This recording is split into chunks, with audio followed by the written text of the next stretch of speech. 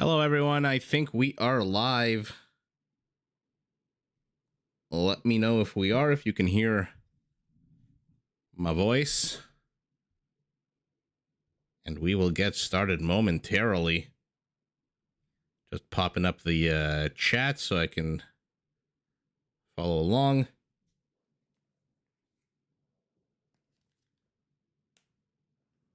It's deathmatch night here at Cast of Empires.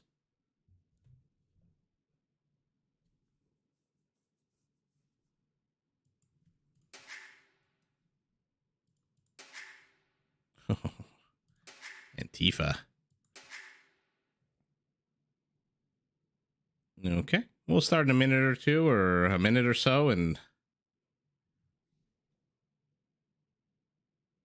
make sure everyone can hear me.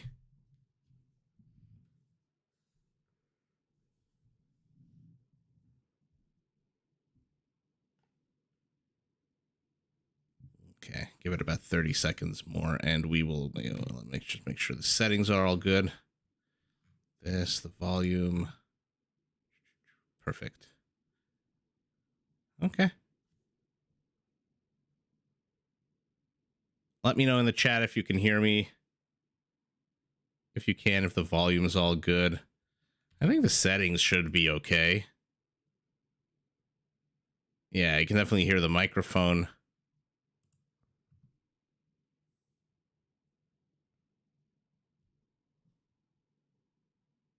Hi, Brian. Life is treating me pretty well. It was nice and warm today in Toronto. So you got a little bit of sunlight. Sounds fine. Okay, so let's get the ball rolling. Sound is good. Okay. How, Brian, how's Colombia? Daniel, how's Carolina? Let me know, and we will just dive right in. We are doing deathmatch tonight. Finally, there have been some games with the new April patch. So let's get the ball rolling. In yellow, we've got Goku as the Byzantines teamed up with Zaryab as the Gurjaras.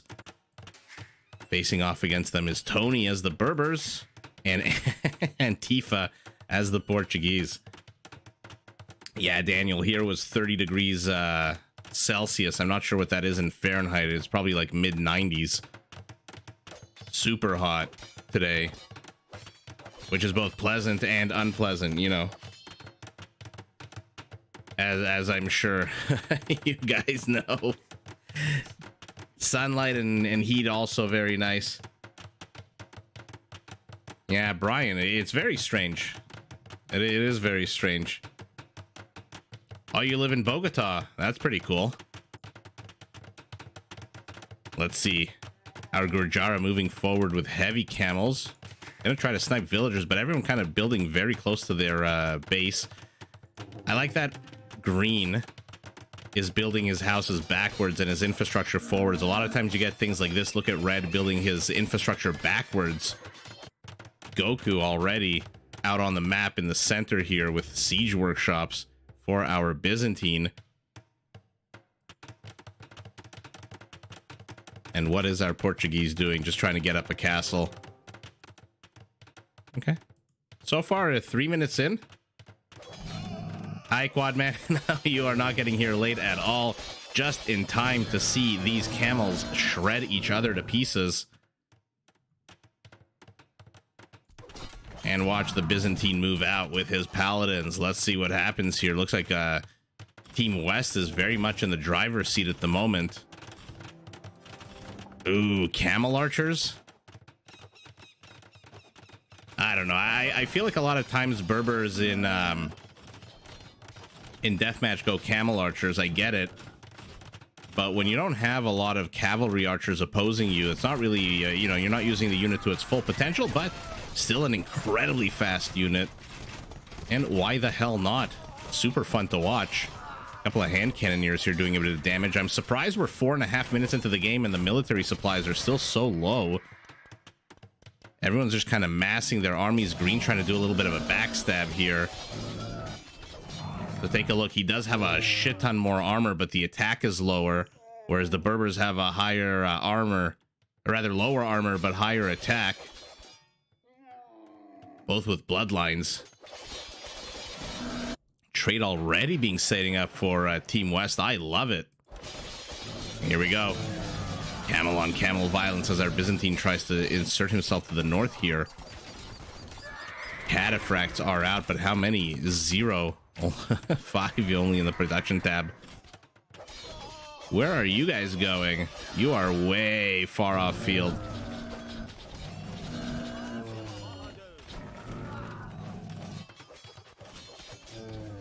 Vikings should be a lot of fun in the meta. I hope we get to see some deathmatch with Vikings. Not that I expect a lot of villagers. Tell me what you guys think. You think Chakrams is the way to go here against the Berbers? I mean, I guess it does that 100% pass-through damage, but there's no bonus that they get. Yeah, Camel 0, Cavalry 0. So it's basically attacking on a 6. And these guys have what armor? 4 and 5. Yellow continues for some bizarre reason to throw away champions and halberdiers while amassing an army here in the center.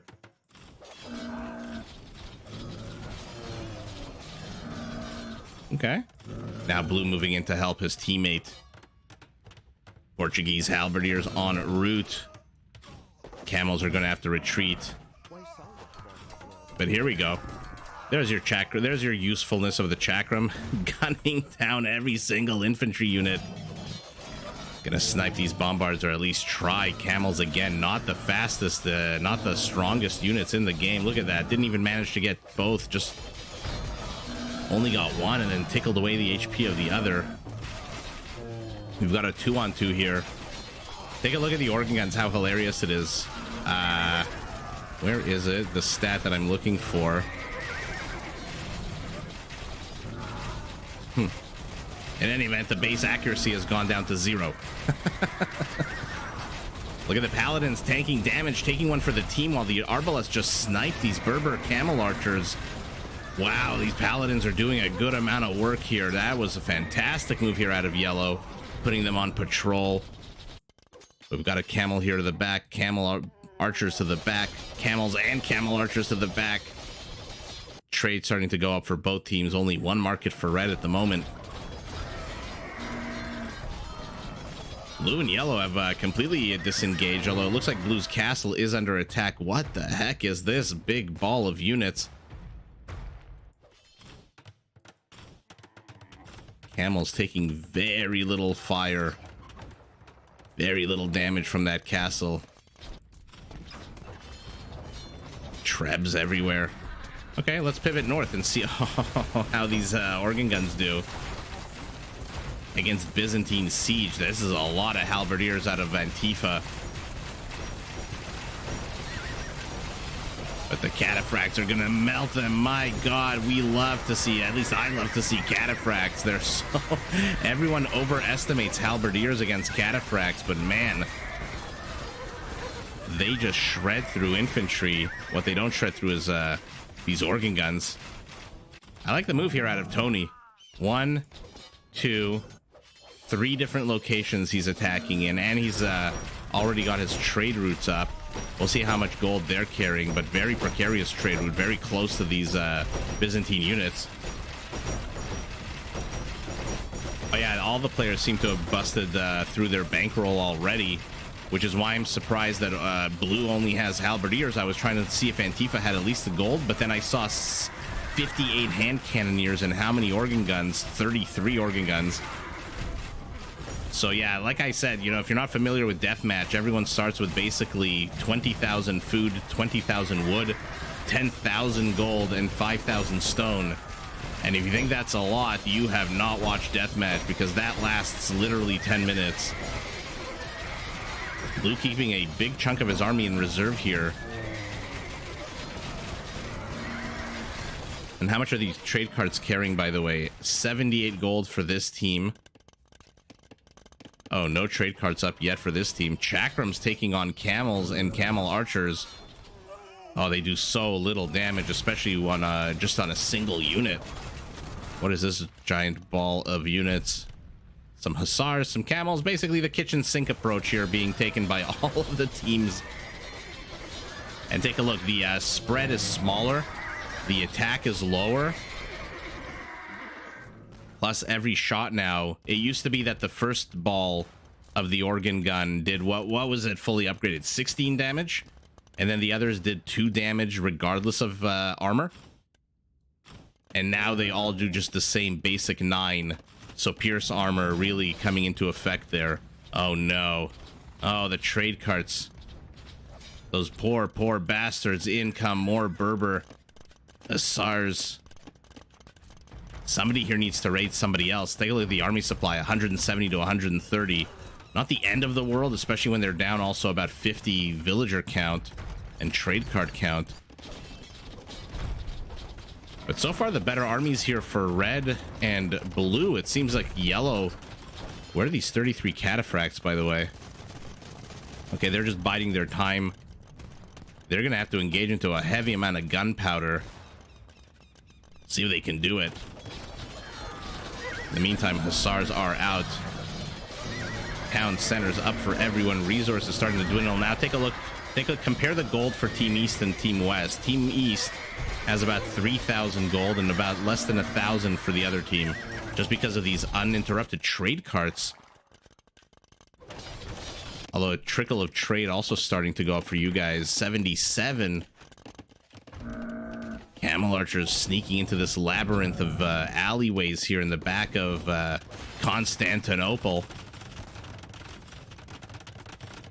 Green has to run the hell out of here. No way the camels can engage into 1, 2, 3, 4, 5, 6 castles. Still not so sure about the chakrams. 12 kills only and a random petard.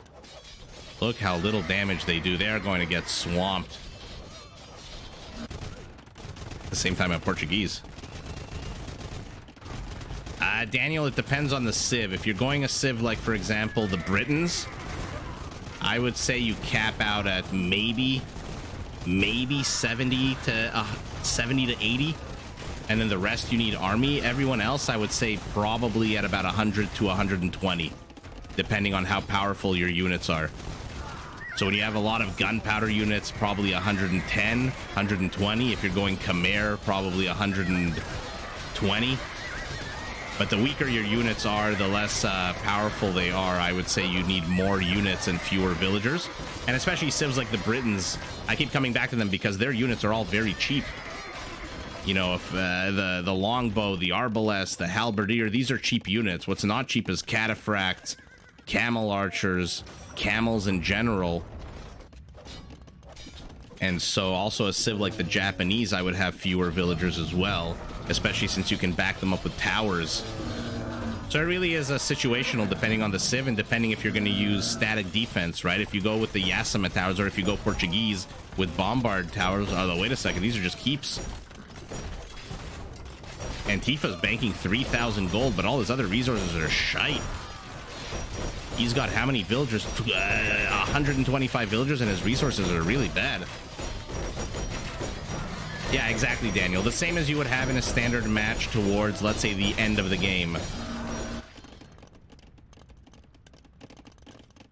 How many kills on these guys? Only 19, so they are trading out armies quite well.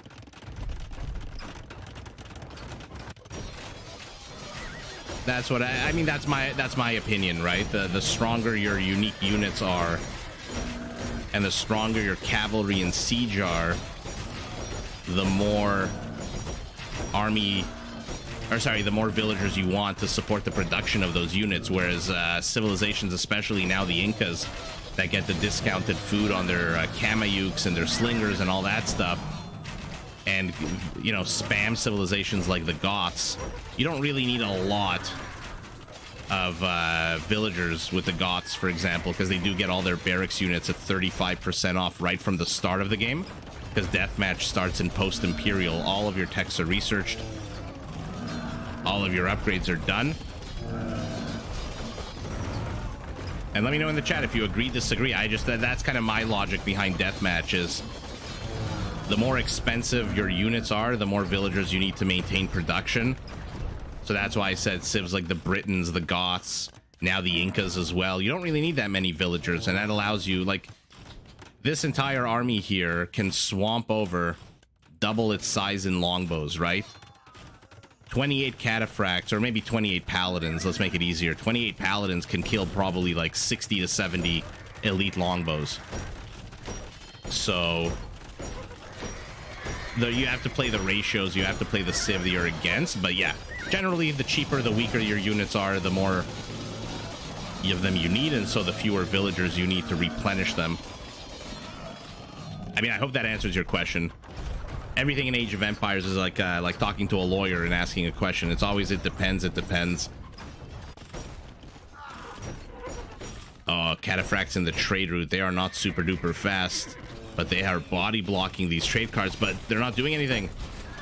Is he on defensive stand or on no attack stance? I don't understand.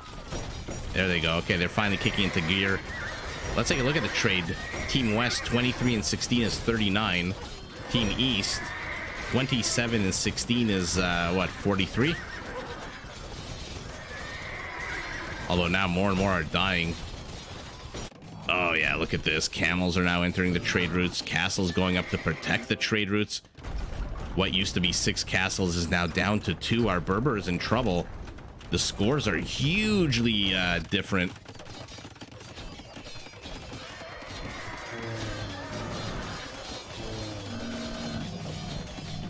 Brian, what transition? Oh, the transmission. Oh, sorry. Yeah, the internet. Oh, don't jinx it. I'm kidding. Yesterday's stream was pretty clean too, which was very nice.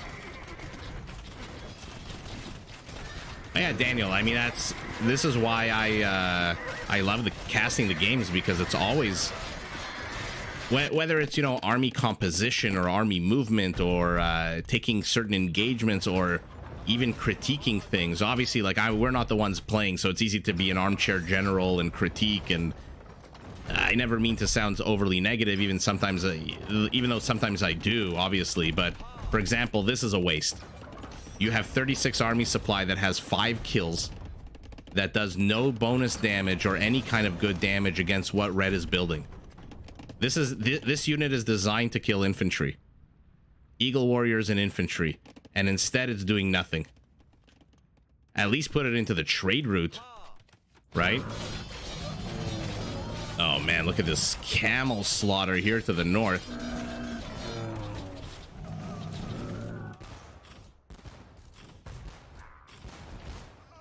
But it's all game sense. It's like, you know, when you first start driving a car. When I was starting to drive at 16, my driving instructor was like, Isaac, why are you looking down?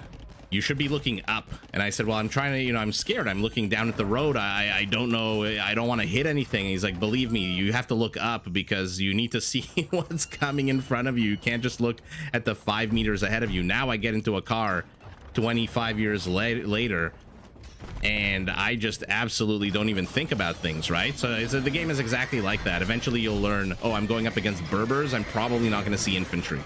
There's no infantry up here in the red. So there's no real point in going chakrams. I mean, look how little damage they're doing to these camels. Nothing. And now they're just gonna get sniped. Okay. You think red is toast? It certainly looks like it. Tony, his settlement, but his army supply is still 63. The second biggest in the game. And it's a lot of camel archers, which are fast. Yellow's got a lot of cataphracts, which are powerful, but they are slow. They need to close the gap, and these guys run faster than them, so I don't know if they necessarily will. Plus, he's facing off against gunpowder units, which literally don't give a shit what your armor is. Brian, you like the new organ guns? Me too. I mean, I don't mind the narrower attack cone or whatever it's called. I mean, look at this. Do they get an attack bonus against buildings? Yeah, +4. Okay. So there you go. So they get an attack bonus against buildings. So what is he doing? He's attacking hussars. And now it's just a numbers game. 26 beats 4.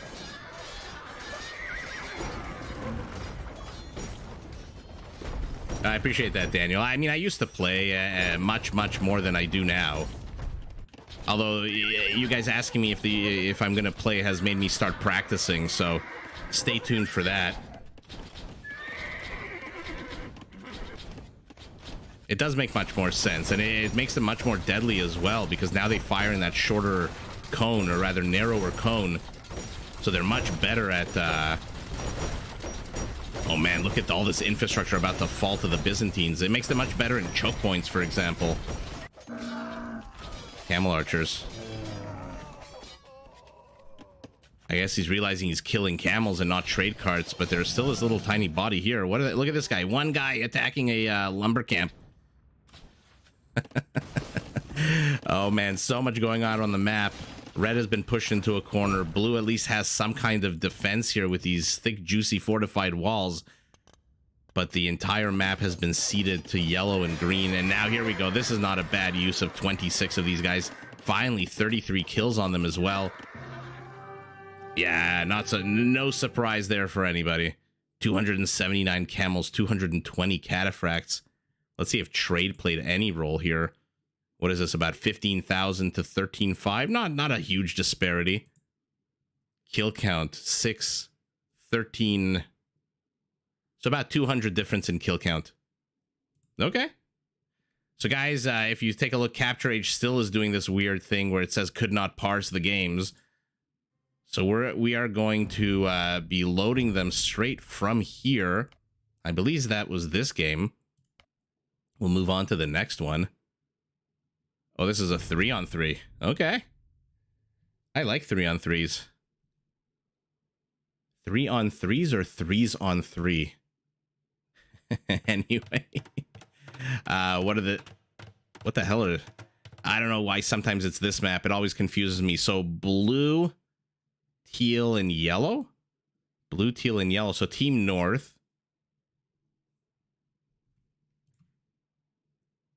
Oh, man. They haven't even turned into teams yet. I guess this is a free-for-all start. Okay. A little bit confusing, but let's dive right into the confusion. Persians, yes. We're going to get to see the elephants banana as the Poles. I absolutely love Obus. Antifa now is the Hindustanis, is spawned opposite just a farmer. Probably should have been Burgundians if he's just a farmer. Portuguese. Furious as the Bulgarians. With a name like that, we have high expectations for him. And Tony's back. He's the Jerry of the deathmatch world, I guess. There you go, Brian. Look what civ he is. And in one of the best colors for them, I think. Purple. The royal color of the Caesars. Let's see. Pikeman on the menu for him, just for in the immediate moment.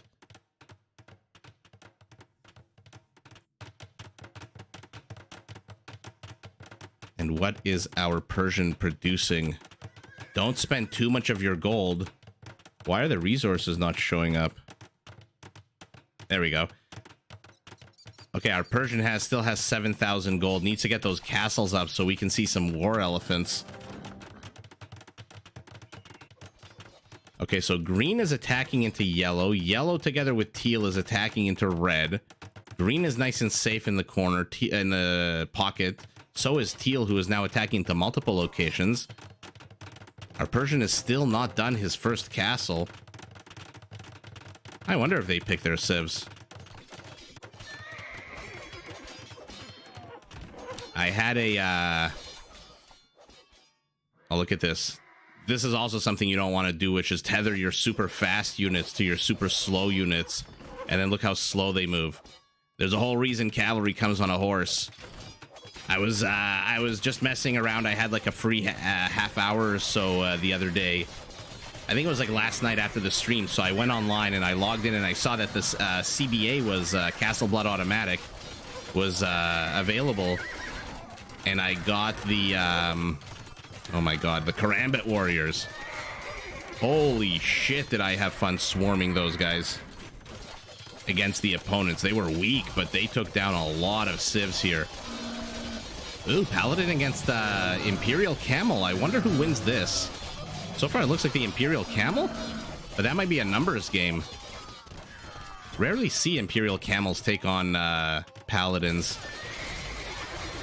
Only 8 Persian War Elephants in the production tab. Who has long swordsmen? Maybe it's a civ that doesn't have champions. Oh, our Hindustani going very interesting build here. Cav archers, which, correct me if I'm wrong, no special Hindustani anything for those. I like the Imperials, the camels, and I like the Gulams. The Gulams will do nice tanking against a lot of these units, but man, our Pole with those Schlachter privileged cavaliers and obuchs. Here they come, the Wadley boys with their ears covered in armor, ready to tear shit up. Man, the Persian army is so freaking strong. And here's your Berserker. Unfortunately, there's no villagers for him to raid, so he is not generating gold. Oh, the two-handed swordsman from the Persian. Yeah, it looks like they all died. Oh yeah, you are fighting war elephants with hussars and cav archers. That is not going to end well for you. And look at our Viking with a little bit of a proxy side expansion. Red trying to wall this off. They need to get their trade up. But you know who needs to get their trade up first? The freaking Persians. If you want to be able to spam those expensive war elephants, my goodness, you need your trade. Look at this unfortunate pikeman who gets in the way of the elephant. Oh, this one's getting double teamed by elephants. I love this army composition from our Viking. Ignore the pikemen, but berserkers, arbalests, and the scorpions will do very well, I think, against the Persians. Pikemen, not so much, I don't think. Okay, Teal is pushing into the center.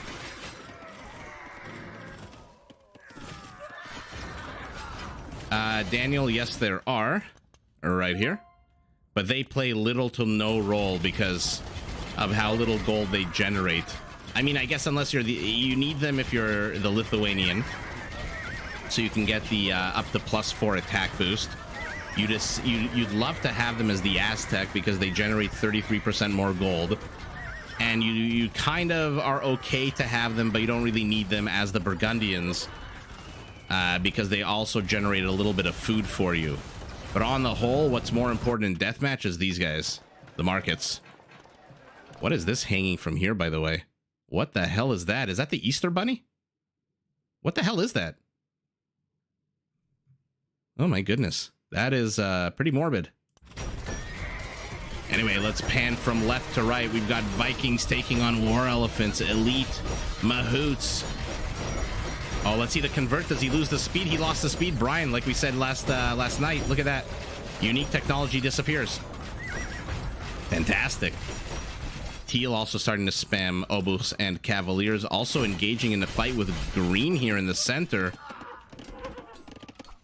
Our Pole might want to get some lighter cavalry units out, but for now he's, I guess, more brute forcing it into the center. Red and yellow. Engaged on one front. Castles kind of just guarding each other. Oh yeah, you know, Daniel, I think you're absolutely right. But we saw yesterday the Shotel Warriors now with their -3. Oh god, he's starting to shell away the organ guns. The Shotel Warriors with that -3 damage that they take from mounted units now. Holy shit, did they destroy those Lechai yesterday in that the last Black Forest game that we watched. Elephants pushing their way and waddling as slow as possible. Looks like purple is busting into our Persian base. Our Persian base has collapsed. He is rebuilding as little as he can, but look at his resources. He just got 2,000 gold from somebody. Hi, Mustafa. Thanks for joining. Oh, you think it's a skinned deer? I don't know what the hell it is. Yeah, you're right. I think it is a skinned deer upside down. Yikes. Like something from the Saw movies.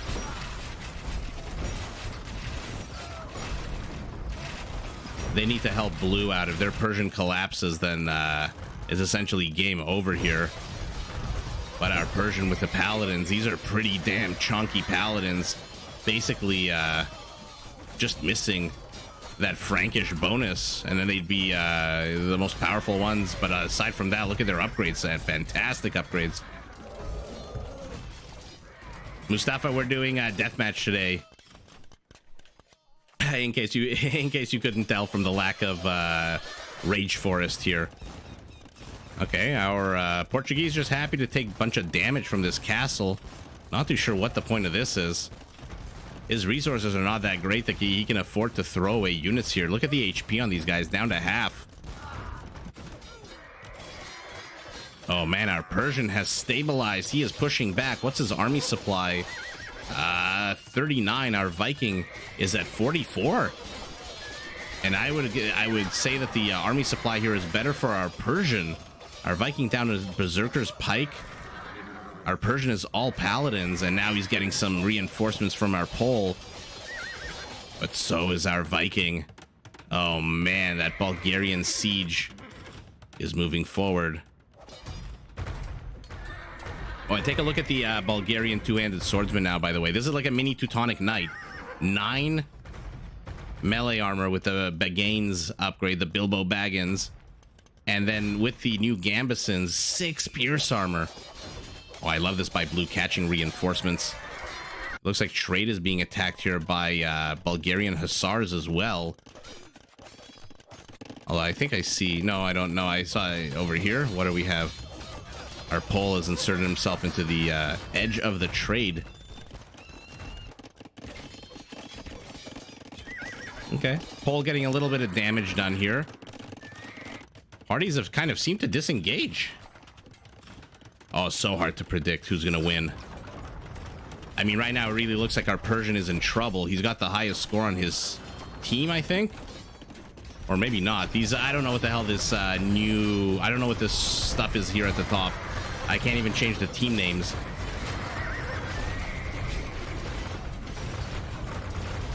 Oh, man. This is giving me 1999 vibes of paladins charging into heavy scorpions. These siege onagers have to be careful. They are getting surrounded. A Persian sandwich here. Oh, from 3 sides. Beautiful move out of Zaryab.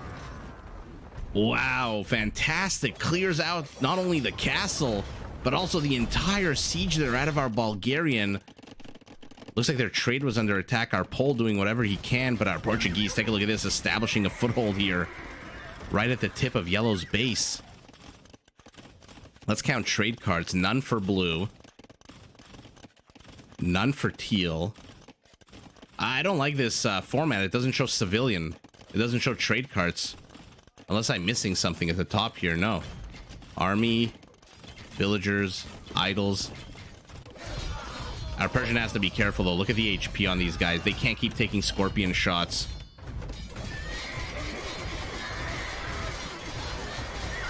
Oh, yeah, Mustafa, they need that stirrups upgrade because the Conic is the slowest attacking melee cavalry unit in the game. Without it, it's just so freaking slow. And the army supply for Tony the Viking has been reset to 30. Our Persian is at 51 of paladins and elephants. Somehow he has held on, and look at Yellow, our Hindustani, building a few castles to support. Why the hell not? Our Bulgarian, traumatized at the loss of his army to the left, is now pivoting to the right. Although I say that jokingly because there is already an army here. But again, completely exposed. Okay, finally does realize what's the HP on these guys. Oh, they have to be so careful. They have to be microed, and here come the Conics. Oh no, our only Conic on the map. Or at least on this part of the map. But don't worry, like a phoenix, out of the ashes comes the elite dismounted Conic. Red pinging over here, saying we need to engage into this. I don't know if he sees these. Yeah, he sees just the tip of the heavy of the Imperial Camel Riders, and here they come. The charge, the castle's not up, so they can surround this red army. In come the slow-moving elephants. They're going straight for those siege units. Oh my God, what's the bonus against siege units? 35. So they're going to shred through the organ guns. They're going to shred through the bombards, which should, by the way, wisely retreat. I think he should have kept retreating. That is not far enough, my friend. Our Persian down to 32 paladins for some weird reason is producing scorpions now.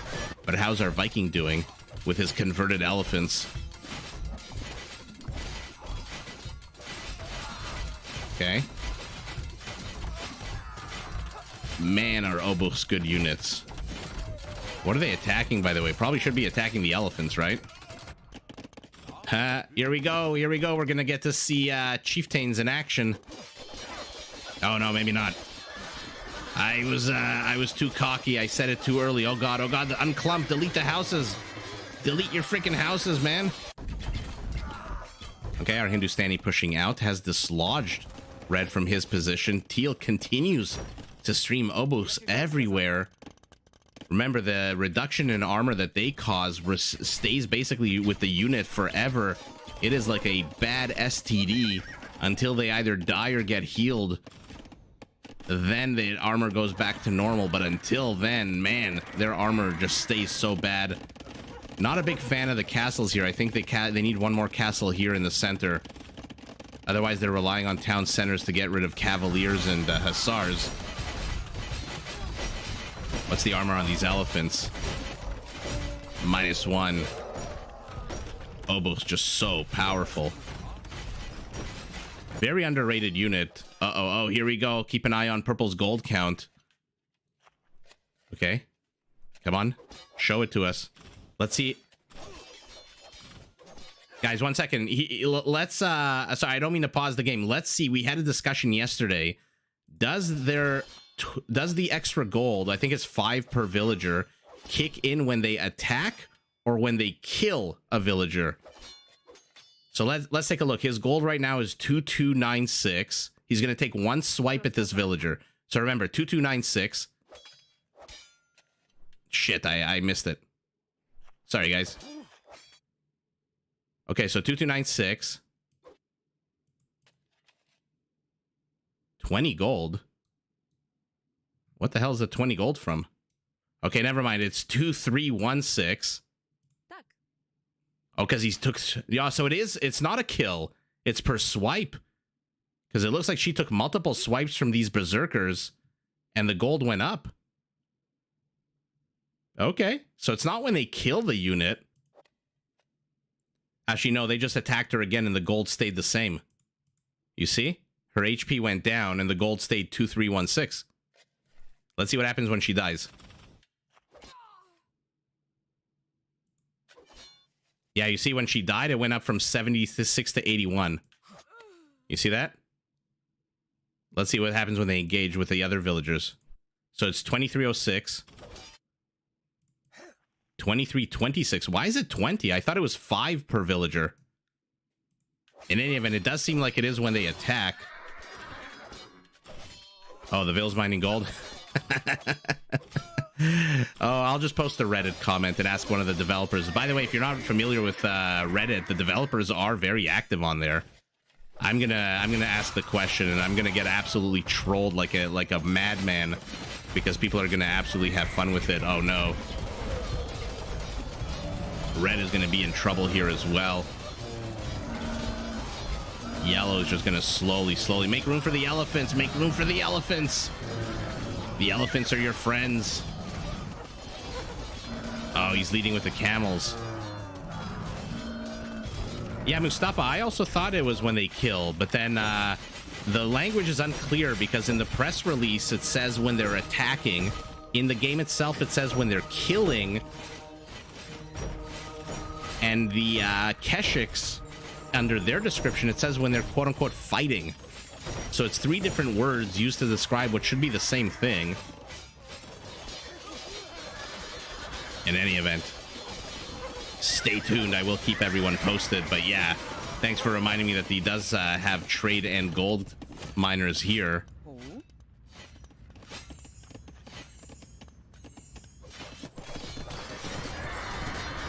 Paladins against Conics.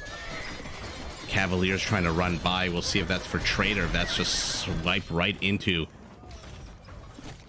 some kind of army. No, it looks like it's heading to the trade. No, okay, he pivots east. Red has trying desperately to reestablish his position here, and it seems like the players have kind of disengaged. I am shocked that our Persian is still in this game, and not only is he in this game, he has the 2nd highest score in the game, but that pivot into paladin's fantastic. Uh-oh, again. Elephants. Make room for the elephants and move them into attack the siege units. The never-ending battle here between Portuguese and Hindustani.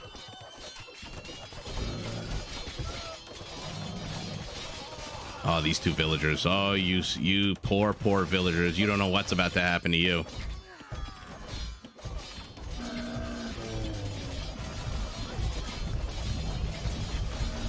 Cav Archer's coming in as well. Is he going to cancel it, or is he going to let it get destroyed? Looks like he did cancel at the last second. He is pinging up here as well. Now Red's siege workshop is under attack. Looks like these berserkers are trying to sneak in. Are we going to get a good example here? Come on. Attack a villager. Kill a villager. Nope, they're just moving in. They want to get that trade. Why the hell not? You make more money at killing trade than you do killing villagers. Mustafa, that's funny. Not in deathmatch, they're not. Bulgarian castle looks like it's going to fall. Few Vikings here. Red reminding green that, hey, you've got a bit of an army here. Why don't you make use of it and fight these Polish units?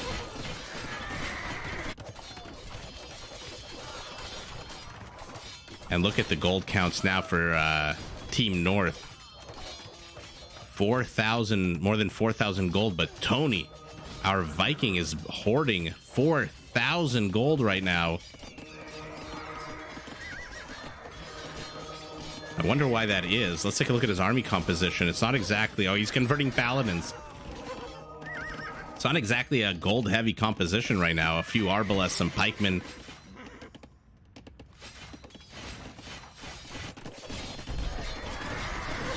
Neither team really making a serious effort to get the trade of the other team, which is problematic. I think if somebody can sneak in units into the trade route of either team, it's going to be very bad. It looks like Team North's trade routes are much more exposed, a lot of big open spaces, whereas Team South, look at this, town centers, castles. What did I hear? Did I hear a ram? Oh man, a Polish ram here. Yeah, get something out with your 3,000 gold. Okay, he spent a little bit of it on what? Arbalests and it looks like some scorpions and berserkers.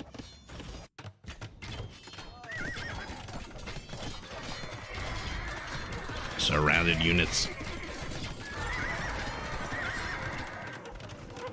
They fight, they die, and look at all of those paladins just melting into the sand. And yet again, I'm going to zoom out. The players have disengaged, rebuilding their armies. We might as well be in stage 1 of this game in the first 5 minutes, but our Hindustani didn't get the memo. Again, blocking the route for his elephants. Does he not have any kind of siege? Yeah, okay, a few bombard cannons moving forward. Our Hindustani really needs to get some hand cannoneers, I think. They outrange these Portuguese hand cannoneers by 2. Which means, like Han Solo, they shoot first.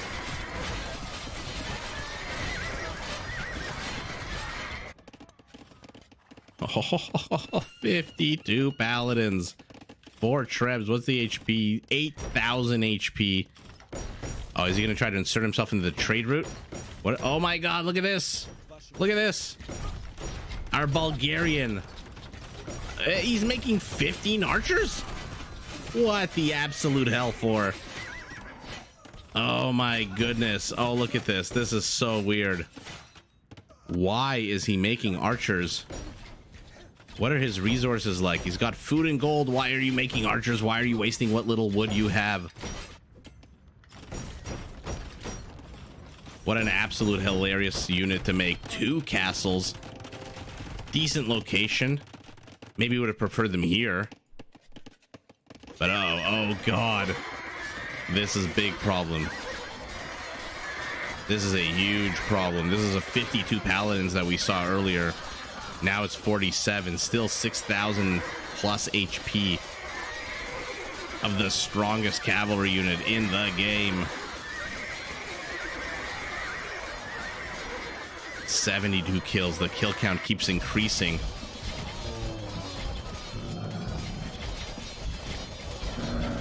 Finally, the elephants are in front, but they're getting gunned down by champions and hand cannoneers. Our Persian is being sideswiped here, but luckily the Pole, Mr. Banana, is here to help. And look at how, I mean, eventually you clear this up, but this is probably over 150 kills on these paladins. Yikes. Team South trade, look at this. Where is it? It's gone. This is what's left. The other team, oh my god, what the hell is going on here? What the hell happened here? There's no rating. WTF. Some of these guys have gold in their sacks, some of them don't. Oh, this is going to be so gross. Look at this. What an absolute traffic nightmare. The Los Angeles highway of trading. But look, each one of these is carrying 91 gold. And there's 42 of them. That's basically, what, 3,600 gold? That's going to make it back to our Hindustani all at once. Wow. What the actual hell happened there? Yikes. Our Bulgarian defending with everything he possibly can. Doesn't want to lose these siege units and will not. Oh, that was unnecessary. And yet again, our Persian's in the trade route, but he did such a good job the first time. There's really not much to kill here. Okay, going after villagers instead. Did I miss something? Why the hell were all those trade carts clumped? Look at this. Look at this insanity. Oh no, he's gonna get swiped from two different angles, although yellow, not much of an army here.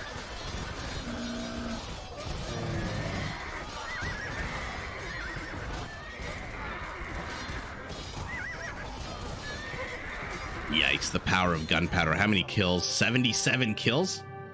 Wait, what? I mean, not surprising. Look at this. Wait, what the actual hell happened here?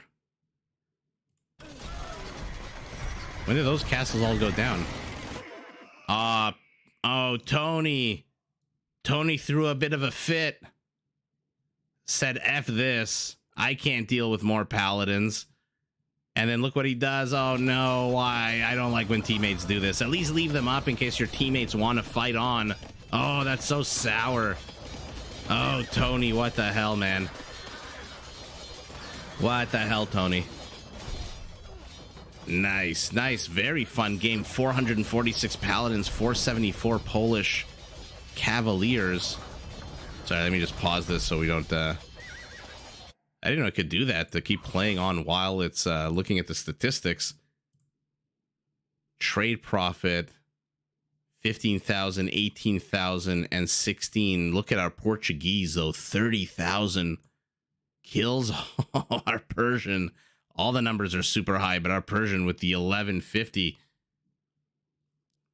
Hi, your mom. Yeah, not very Jerry-like at all. Your mom, look what you just missed. Tony, who I called the Jerry of the deathmatch world because, you know, didn't bother to make a nickname for himself, threw a bit of a fit when he GG'd, or I don't even know if he hit GG, but look what he did here. Purple. Look at this. What the hell? So you delete your castles, but you don't delete your units? At least be consistent. Delete all of it. Oh, very sour here. I don't know why he deleted it. It looks like the game was much closer than it was, although their trade did get gutted.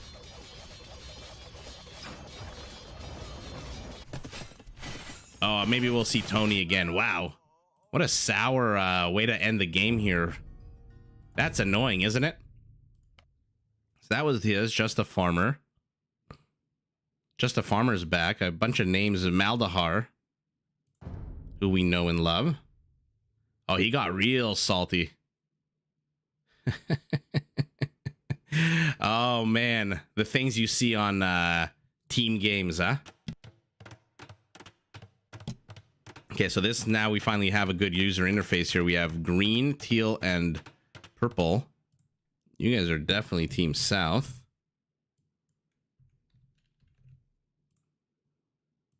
Let's see it from left to right. The extra llama tells me this is the Incas. The extra llama. Oh, right. I forgot they turned it into a team bonus now. Okay, right. So everyone, you get a llama. You get a llama. Everyone gets a llama. So purple, not necessarily the Incas, but he is actually the Incas. Poles are his teammate in the center, and on the other side, the Portuguese. Facing off against them, we've got the Mongols. Yikes. Just the farmers, the Sicilians, who didn't get the memo that the point of this game is to build structures, and now finally is. One very slow sergeant moving out, and on their flank, we've got the Dravidians. Okay. Incas are incredibly OP. I mean, I always thought that they were a fantastic counter civilization, so they can defend against a lot of pressure. I mean, Siege, I'm not going to give it away. I casted a game between Modri and Fire that's going to come out, I think, tomorrow. Yeah, tomorrow, with the Incas and the Celts. I'm not going to reveal what happens there, but yeah, the Incas are a lot of fun to watch. Okay, we've got some of these Dravidian elephants taking on Eagle Warriors. Remember, the Incan Eagle Warriors, they don't come with extra attack. They don't come with extra HP. What they get is armor boosts. And look at heal. Our pole streaming Cav Archers. Quick, quick, quick. Get here ASAP. I absolutely love the Sergeant. Look at their base armor. A base of a 4 and a 4. A 7 and an 8. Attacking on a 15 with 85 HP.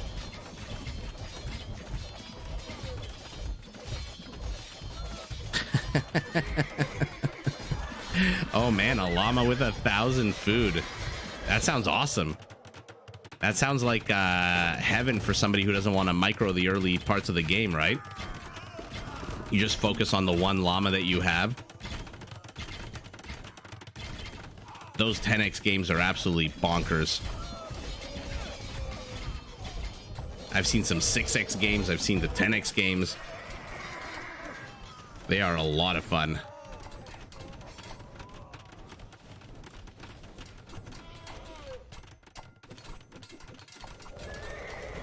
Sorry, guys. I'm just clicking on my... making sure my microphone is fine. Kameyuks, by the way. Talk about countering elephants. Look at this attack bonus against elephants. 20. And you can attack one behind the other, but it looks like they're kind of just streaming in here, not really doing the damage that they could potentially do. But we've got a bit of a scuffle here between our Portuguese and our Mongols.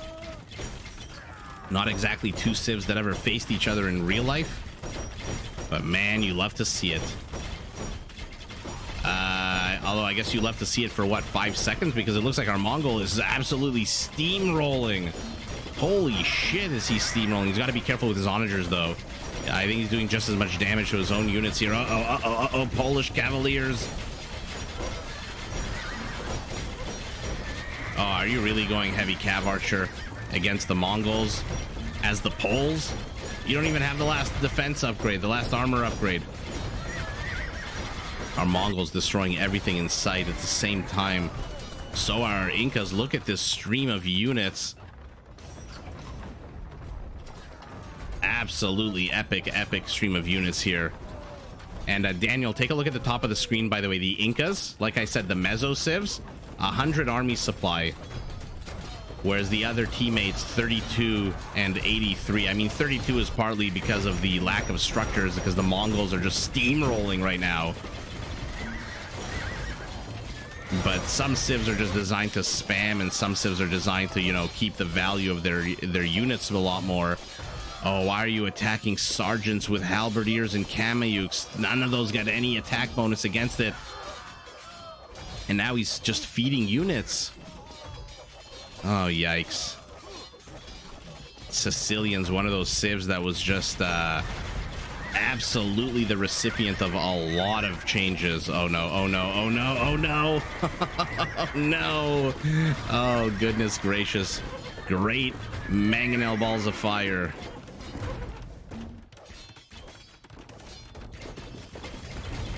Wow.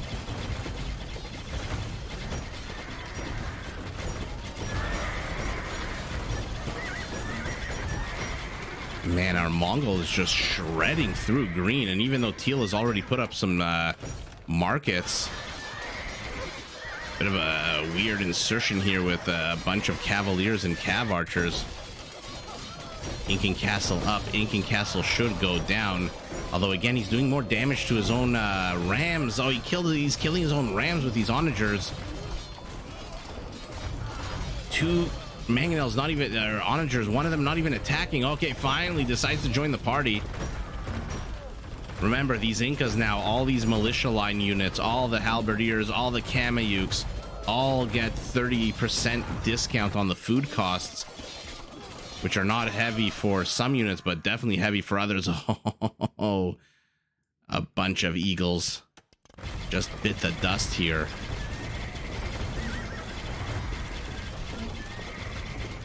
Okay, this is a nice defensive position here for green. The castles will go down to the trebs because there's nothing in front of them to tank. But I like the defensive position here with the organ guns behind. Purple just gathering his army. Looks like some trade is going up. What's the oh man, look at all the donjons.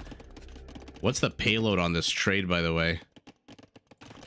We don't know yet. The first carts have not reached the other side of the world. Our Mongol is just, oh my goodness, no surprise that they have the highest score in the game at the moment.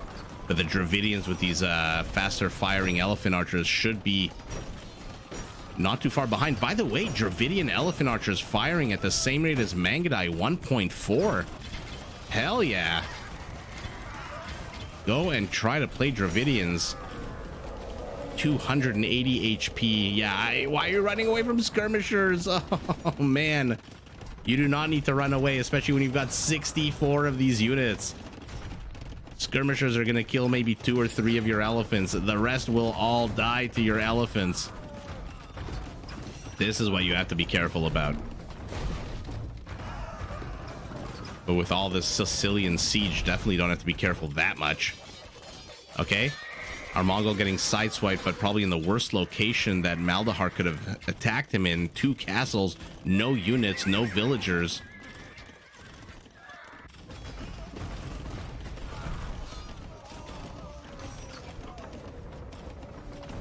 Man, this is a lot of elephants. They are pushing in. Our Incan has been knocked down to a very low army supply. Take a look at army supplies at the top of the screen. Down about 100 is Team South. But Mangudai starting to get shelled away at their siege very far away. Okay, he decides, you know what, I don't want to go the long route. I'm just going to create my own route. Okay, maybe not. What the hell was the point of that? Okay. What's in here? Polish? Yeah. Okay, let's see what the payload is. 91, not bad at all. 92, not bad at all.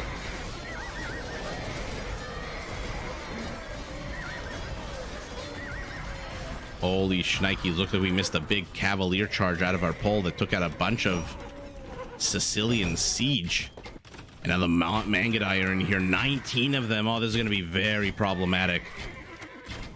But our pole's starting to pump out a lot more of these cavaliers, but they are pumping out one at a time. 19 has become 13. Another castle, no, not there. And look at green clogging up the works with these organ guns, 35 of them.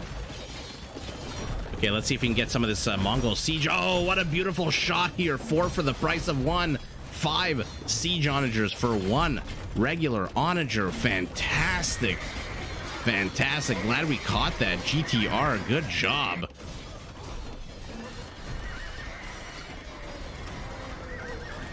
Oh yeah, Daniel, what did they crush you with? Cavaliers, obuchs. Did you get that far into the game that you were in Imperial? Oh, high ground skirmishers, but again, oh, somewhere in here is a that's hilarious. There's a random, look at it hiding.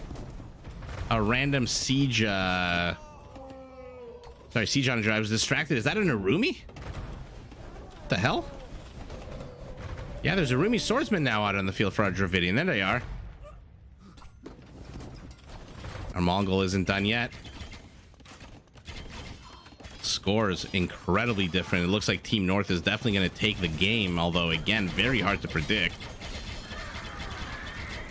Our Pole needs to get it together larger clumps of Cavaliers. I feel like he's throwing away a lot of Cavaliers. This is 14 villagers doing absolutely nothing. Slingers are out. Your bonus is against infantry. Yeah. Oh, that sucks, Daniel.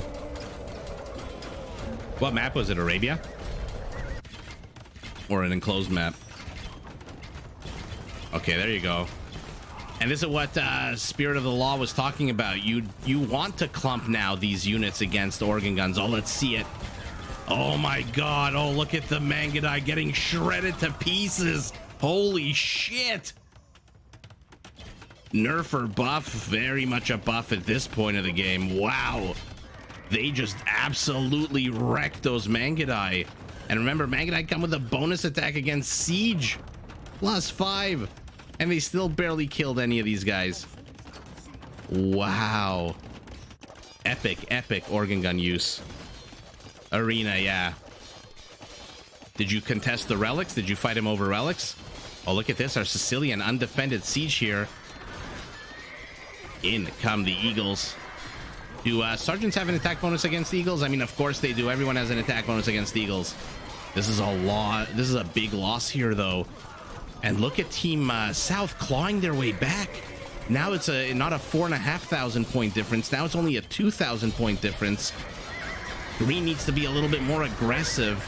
Maybe get a few more Trebs out. Start taking down these castles.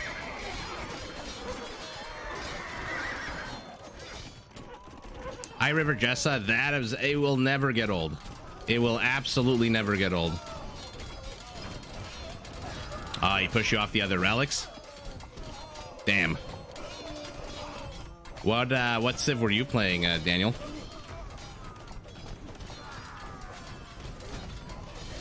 And by the way, hi River Jessa, welcome. Glad you could join us live. We are doing deathmatch tonight. So there are going to be, oh, he's back for round number 2. Oh my god. Oh my god. Even the ones retreating get a bunch of balls to the back of the head and die. Oh, wow. Okay. Okay. I think we may have found a counter to the Mangudai. Although maybe it's a numbers game. 42 to 39. No, absolutely not a numbers game. Wow. Okay. Our Sicilian. That's a lot of donjons. Trade up in earnest. Looks like for both teams. Let's do a quick count of the trade cards. 25 and 40 is 65. We'll call it 64. 65. 95 for Team South. 45 and 30 is make it 74. 84. So not that big of a difference in trade cards. Yeah, excited to have you here. Welcome. We usually do Rage Forest matches, but this seemed like a good night for a death match. There were a lot of these games that were played. Oh no, no, the Mangudai didn't learn their lesson. Although maybe they did. They brought siege onagers with them. Oh yeah, Lithuanians, Daniel? Why did I ask? Oh my god, they're just, oh man. Organ guns. Organ guns for the win. Why are you coming back? Our Mongol likes to get punished. Where is Kotal Khan? Urumi against Kamayuk. Not enough numbers here, and all the freaking hand cannoneers are pointed the wrong way. But wait a second, what the hell? I forgot about the trample damage of their charge attack. Holy shit. They demolished those Kamayuks. I absolutely... What's the area of effect of the trample damage? 0.8? Almost a full tile. Wow. Never bet against Urumi. If you haven't, go onto YouTube, look up Urumi Swordsman and watch the insanity that it is in real life with those metal swords. They're not whips, they're metal swords that are flexible, and they're absolutely bonkers. Our Dravidian here clearing up the last remaining archers of our Inca. But our Inca can rush in. These are a lot of Eagle Warriors. Rush in and kill this all. Instead, oh, he takes a shitty attack round. Oh, man.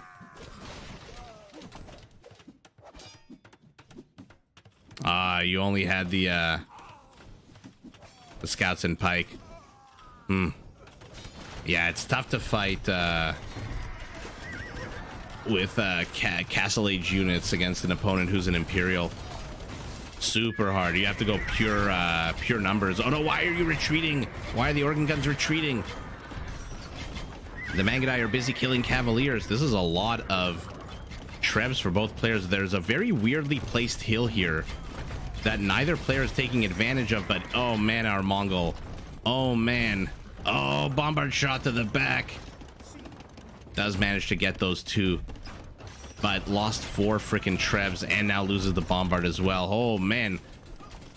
Take a look at the scores now. They're 3,000 difference.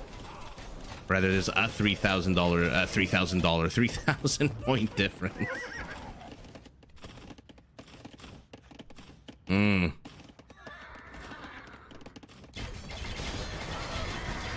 Daniel, are you finding? Oh my god, they're so good against Mangudai. Oh goodness gracious, and I don't think they have any kind of attack bonus at all here that would make them that good. No, it's against the infantry. Daniel, do you notice that there's a difference now that you get only 100 starting food compared to the 150? Or is it not that big of a difference? Look at this ballsy trade card. He doesn't care that there's violence happening all around him. He is there with 91 ounces of gold. Eagles doing what eagles are supposed to be doing, which is raiding the shit out of everything. Kameyuks are going to shred these elephants if the elephants aren't careful. Oh, man.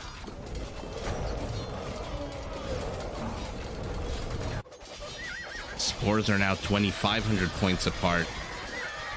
Where are the organ guns? Why are you hanging out here? Okay, GTR, more of a, I guess, of a conservative player, wants to maintain this hill until he can get his barracks up.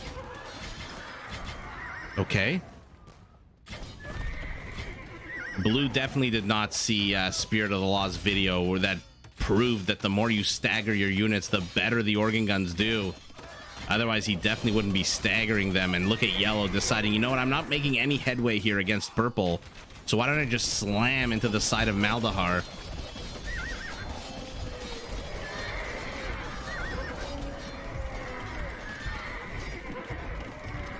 Oh, River Jessa.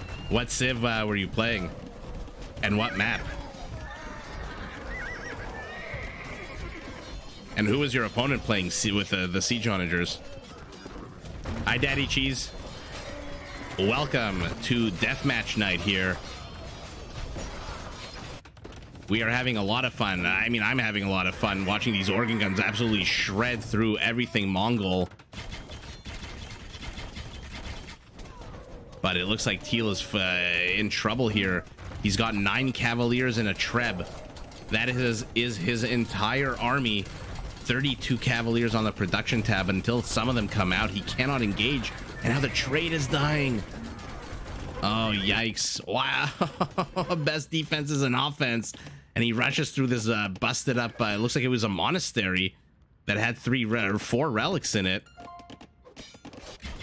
But our Mongol is here. Organ guns are, oh man, they're clumped though.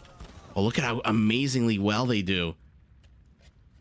I wonder if this is going to make the developers change the organ guns yet again if more and more people use them like this. Oh, Chunky Boy takes a bunch of castle fire and dies.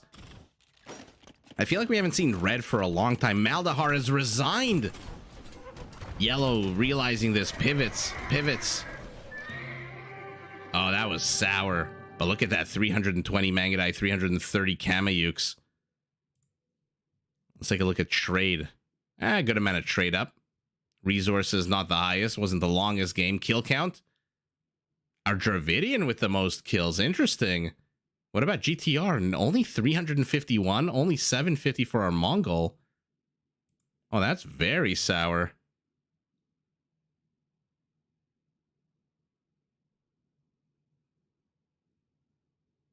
Oh yeah, with 20 siege onagers, you can absolutely wreck a castle in one shot. Actually, Amazon Tunnel is a good game to cut your good map to cut your teeth on. Actually, Black Forest as well. Try to wall off as quickly as possible, and then you can create multiple layers of wall offs. Or is it walls off? No, wall offs. And then that way you can at least have some time. Walling things off and placing structures in the middle of the map are the only kind of radar system that this game has. There's no actual radar. And so it's an early detection system that gives you a bit of time to get your army up and running. So the more vision you have, the more it actually it helps you out in the long run. Because again, yeah, you can absorb a bit of damage and then bust out with an army that counters, or at least an army period. Hi, Daisy. Glad you could join us just in time for game number 4. Oh, Goku is back. Oh, this is a 4-on-4. Oh, I hope this doesn't crash my computer. Oh, man.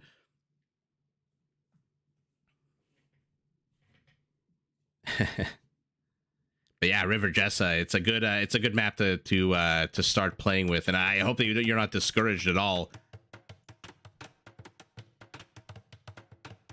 Vikings are they're tough to play against as a civ that has heavy siege.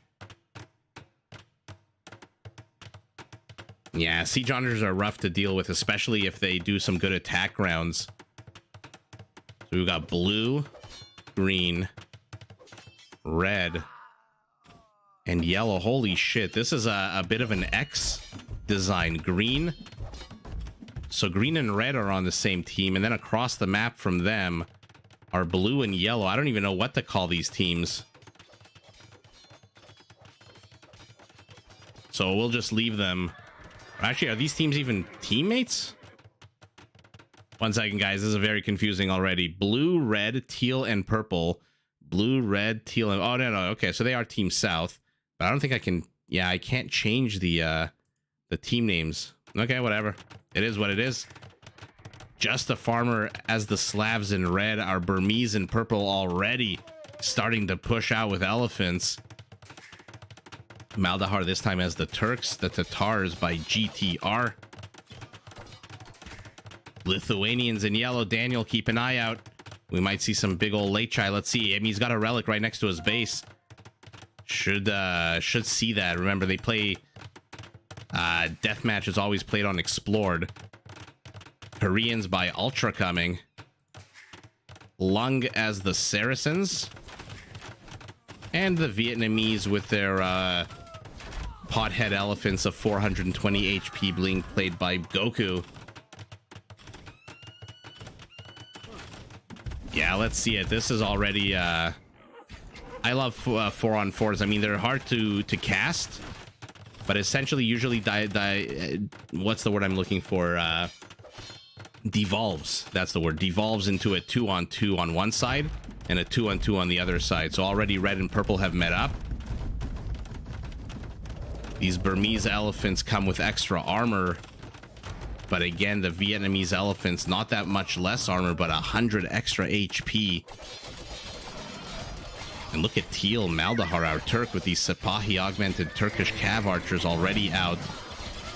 Our Lithuanian, for some reason, is going cav archers as well. I don't think Lithuanians get any cav archer bonuses.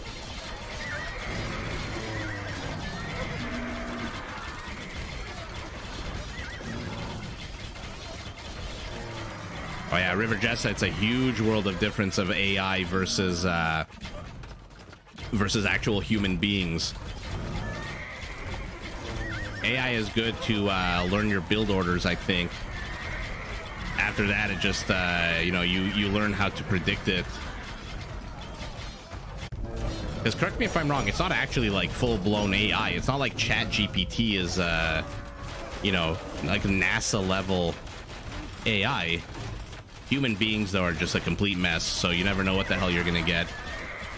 Daniel, you throw up a monastery? Let's see. Okay, he already took the relic. He heard you. He's got one. Where are the other relics? Oh, there's one way too far away from him, and then the other one is in the back of Orange's base. So if Orange was a pal, would build a monastery and take that relic over, but for now, our Mamelukes are moving out. Let's see it. Yeah, Vikings are not for everyone. Do you find yourself leaning more towards archer units, Cavalry units siege. Oh, Daniel, that's going to be very difficult. Maybe on a one-on-one. I think we have a few one-on-ones later coming up, so we should be able to see if they get relics or contest relics.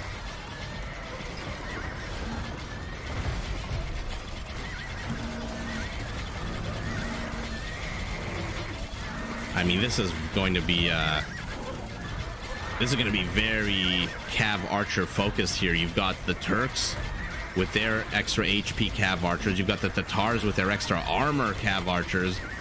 You've got the Koreans with what essentially is a Cav Archer in a box, the Elite War Wagon. Don't be fooled by the fact that it shoots out a ballista bolt. It is basically just a Cav Archer.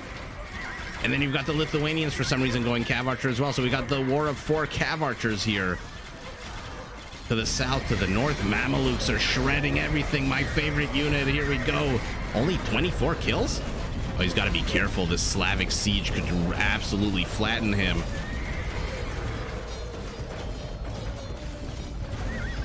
Okay, not an excuse to hide in the back of the base, though. Come on. Rattan archers as well are out. Not too sure that's the right move for green. He still has 1,600 gold. Yeah, Mameluke's definitely the right move. They're going to absolutely wreck these purple elephants. Oh, they're shredding through them so quickly. Let's pivot back here to the ranged war to end all ranged wars. Blue attacking yellow, gray attacking. I guess nothing? Where the hell are all of GTR's Cav Archers? He's down only 16?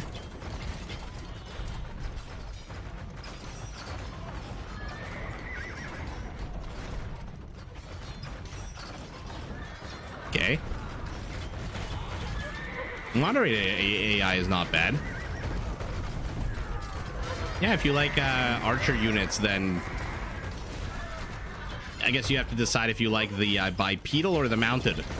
If you like the mounted, there's a lot of options. If you like bipedal, there's a lot of options too. Anything from Britons to Mayans to these guys. Where are they? These little guys? Oh man, there's a lot of them here. It kind of depends on what you also want your supporting units to be, right? Because if you go Vietnamese, if you like the Vietnamese Rattan archers with their 10 pierce armor, which makes them basically immune from other archers, then you're going to support them with elephants. Or at least in theory, try to support them with elephants. Oh, Late Chai. All the live long day. Looks like he's got 2 relics. Yeah, he's got the 2 relics. Oh, he did manage to get the one in the back. No, he didn't. It's still here. Okay, so there's still a relic for taking here for our Lithuanian. Whereas if you go Britons, your supporting units are probably going to be halberdiers, sometimes cavaliers.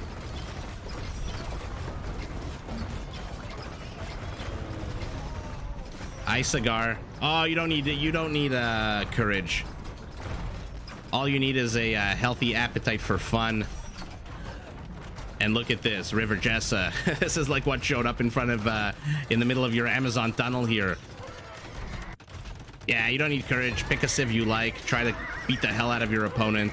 And if it doesn't work, try it again and again and again until it does work. Because eventually it will work. Eventually you'll master one civ, and then you'll find another civ and another civ.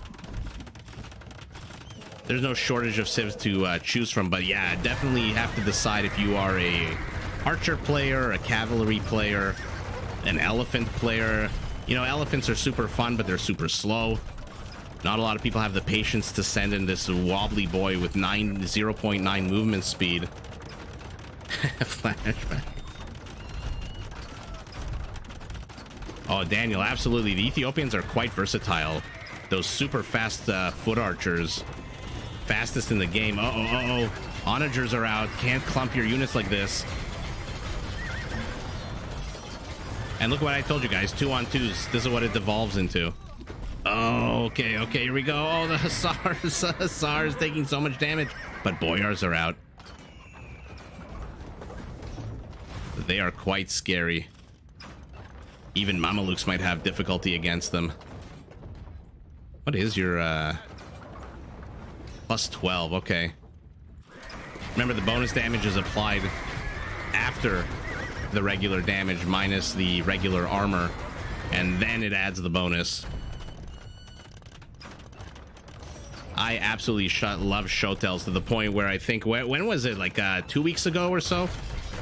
I was so disappointed that we were watching Deathmatch without seeing Shotel Warriors, and somebody in the chat was like, bro, what the hell is with you and Shotel Warriors? I just love them. Especially now that they take less damage from cavalry units. Are you kidding me?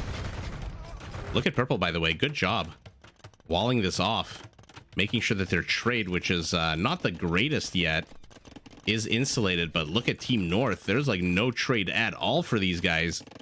They are very much focused on the military, and we are using that weird UI that doesn't really tell me the total sum of the units and teams. Although it looks like our Vietnamese player has been dislodged, moving his army backwards. Man, Slavic Siege also just very annoying to deal with, but oh. You know what else is annoying? 24 Turkish Cav archers with 100 HP just inserting themselves into the back of your base. But 24 archers over there means that there's 24 fewer archers over here, and our Lithuanian is pushing in. Although with artillery, these bombard cannons do a lot of damage from very far away.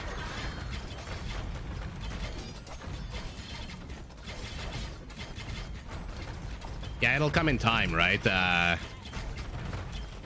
It's essentially learning a few things.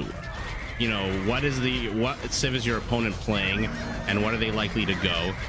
So, for example, Turks are generally likely to go one of two things. I guess they really can only go one of two things: Cav archers or gunpowder, supported by some kind of camel, possibly, but not very often. Unless your opponent is going camels, and then figuring out the counter. So if you're in early Castle Age and you see a lot of knights, build monks.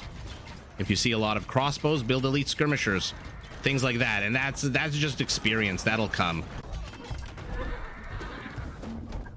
Oh yeah, siege on siege violence here. Here we go. Oh yeah. Oh, you love to see it. How many kills for the Mamelukes, by the way? They have been quite inactive recently. 63 only.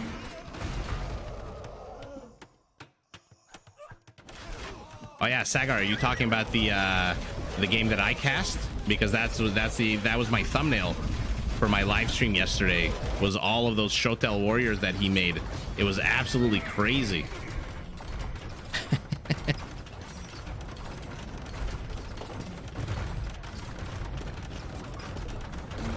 Oh yeah, no, Shotels are what people love to call glass cannons, meaning they're very powerful, but they're very low on HP. Which means they're very fragile. I don't know why people use glass cannons instead of just saying the word fragile. You know what isn't fragile, though? Boyars, holy shit. Keshiks as well now out on the field. Yikes, those Cav archers got demolished. Yes, they are, a dagger in each hand. And they run fast as hell. Their base attack is an 18. Which is just disgusting. That's why they're so fun to watch. Oh man, get it the hell out of here. Get the hell out of here.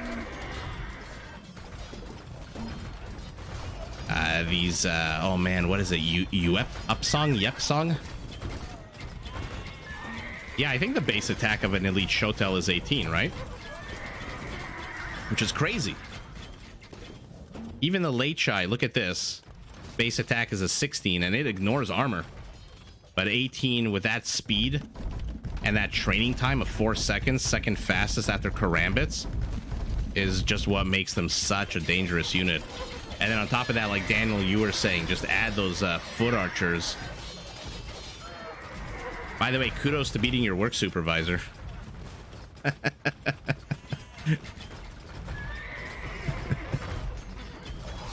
But yeah, paladins are paladins. They're basically like top of the line. Oh man. Keep in mind that back in the 90s when I first started playing this game, there were no elephant units besides the Persian War elephant. So all of these additional units like this, look at this, 16,000 HP. 16 frickin' thousand HP. Even these guys, even the war wagons, the Koreans that come with a huge amount of HP are still 6,000. That's literally 10,000 more HP that you have to contend with.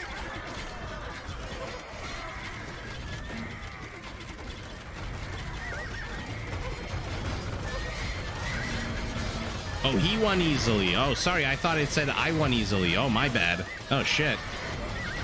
Sorry. I misread your message. For some reason, I read I instead of he. Sorry, brain fart. Mamelukes have inserted themselves in here together. Oh no, these elephants. Mamelukes just so freaking good. Oh, the Arambai, never clump against the Arambai. They will shred you, but not when you're 43 against 7.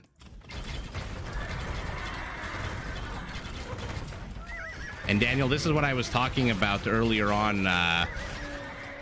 Take a look at the population allocation for gray here at the top of the screen. Just like the Japanese, the Britons, because they are a tower civilization, so they get the +2 range on their towers with Epsong. I forget exactly how to pronounce it. EUPSOSUNG,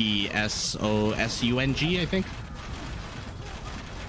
They can get away with fewer military because they can just look at the circles on the ground here. The radius of each tower overlapping. This just makes them so hard to engage into.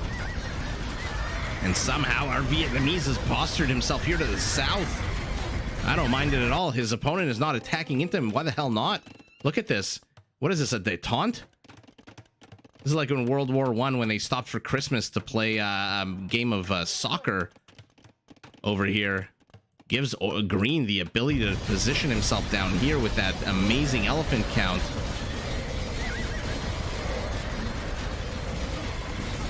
But Purple, I think, realizes that his teammates probably told him, hey, there's a lot of green here, so why the hell don't you engage into him? Because there's nothing he can do against these extra armored elephants.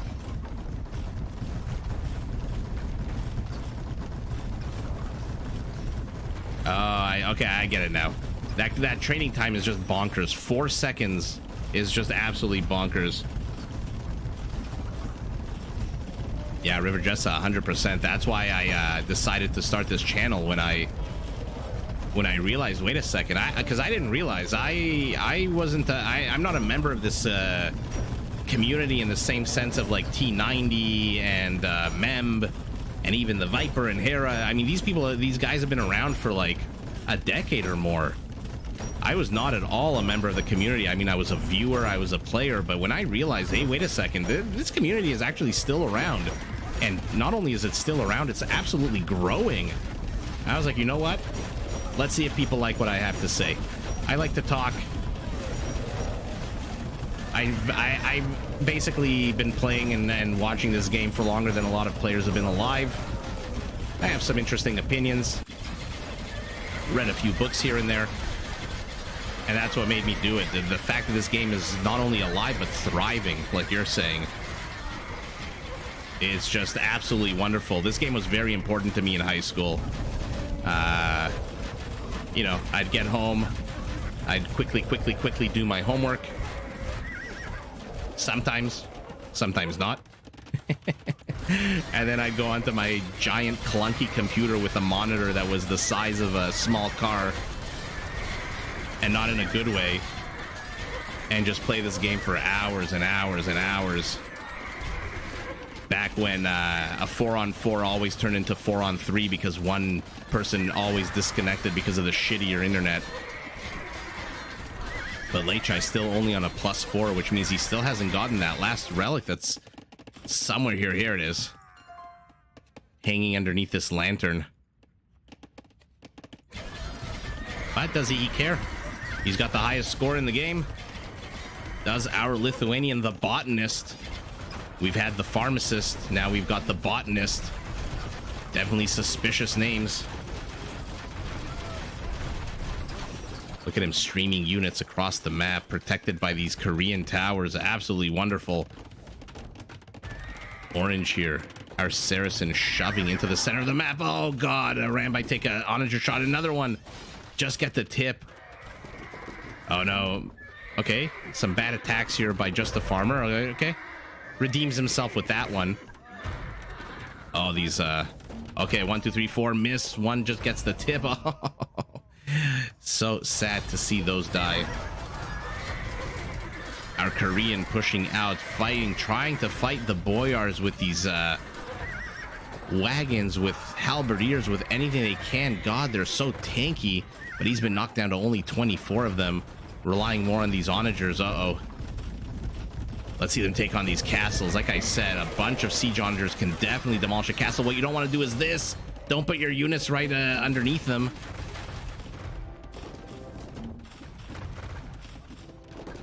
No, this is bad news. Bears for red. Don't sacrifice your boyars.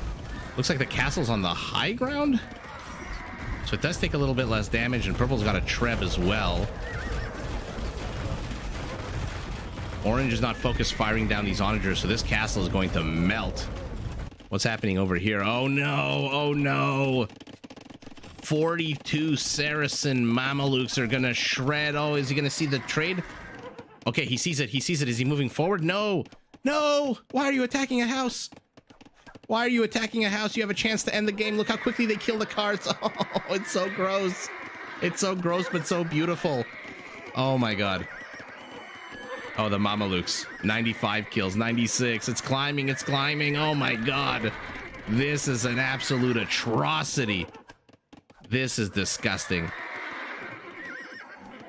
I mean, I know there's action out on the map, but I can't help myself. I absolutely love Mamelukes. Do they see the trait to the north? They do not. If they saw that, they'd be going there as well, huffing and hutting it all the way there.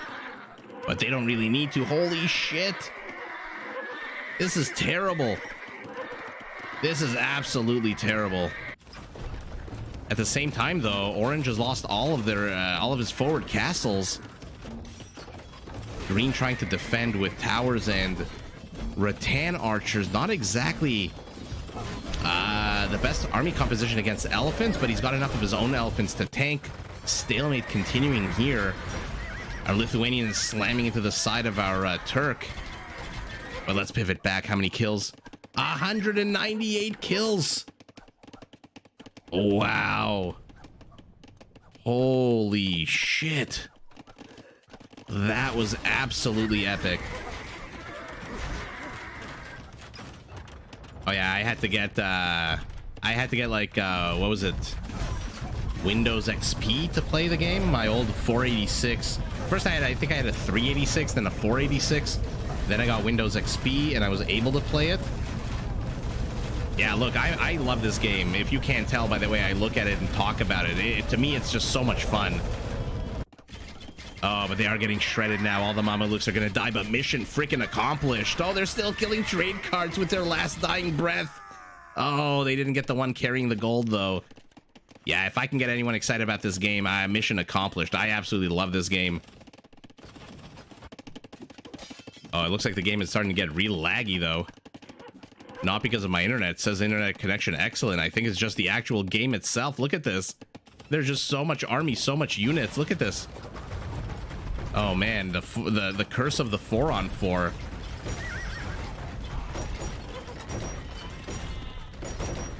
Yeah, Daniel, somebody asked me if I was going to cast Age of Empires 3 and Age of Empires 4, Age of Mythology even. I'm an Age of 2 guy. I'm an Age 2 guy. Oh yeah, good luck to the Keshiks. They are going to take much longer to kill these trade cards. I saw some gameplay with Ozzy Drongo casting Age of Empires 4. And I know there's a lot of StarCraft players who have shifted to Age of Empires 4, and I can see why. It's very similar to StarCraft. Smaller clumps of units, from what I can tell. Maybe it's just anecdotally I'm seeing it, but smaller clumps of units, a lot more spells, a lot more like, you know, unique, I don't know how else to call it, like spells, like a monk, you know? The monk is the only spellcaster in the game. The only unit that can do something that's, you know, paranormal, which is take your unit and turn it into his unit. Everything else is kind of bound by the laws of physics, right? Arrows, swords, balls in the air, things like that. But it seems like Age of Empires 4 has a lot more spellcasters. And by the way, Goku's entire army was just shredded to pieces here. Absolutely shredded. A Rambai They don't seem like they do much with their 30% base accuracy, but man, combined with some boyars, yikes. Hi, Bob Grubs. Oh, I appreciate that. I sometimes get carried away, start coughing.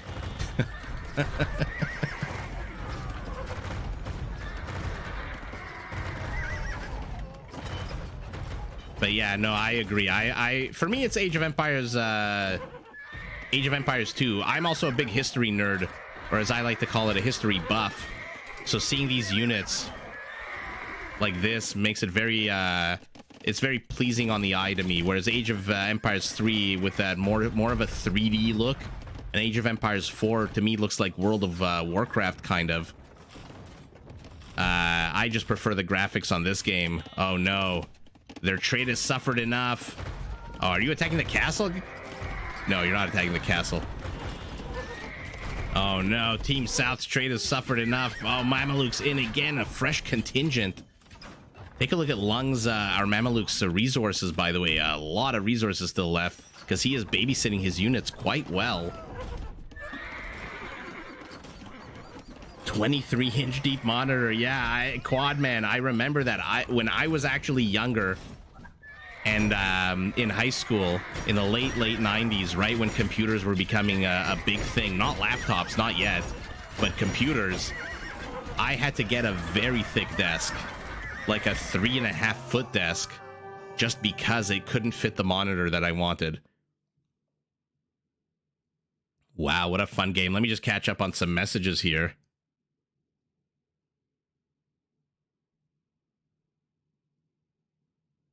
Oh, are they trying to push Age 4? Yeah, I mean, again, I saw that a bunch of StarCraft people are playing it, which kind of made me a little suspicious, because Age of Empires 2 and StarCraft are completely different games. I mean, StarCraft, you have...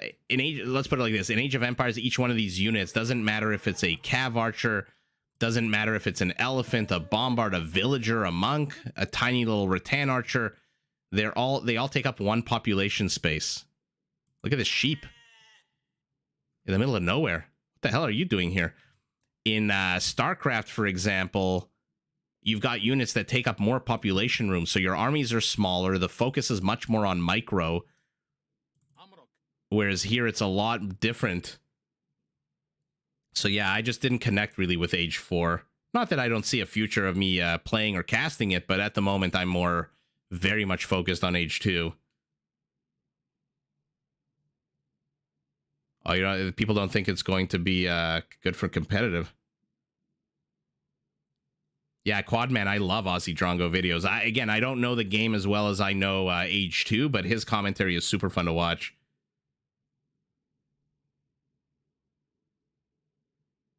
Yeah, River Jessa, that's what I'm talking about. To me, Age 4 looks like World of Warcraft or Dota or something like that. And it's very zoomed in. And there's a lot of spells and special abilities, and I'm not a big fan of that kind of gameplay, but in any event, it is what it is. Let's take a look at the stats. But yeah, at the end of the day, I'm all Age 2 at the moment.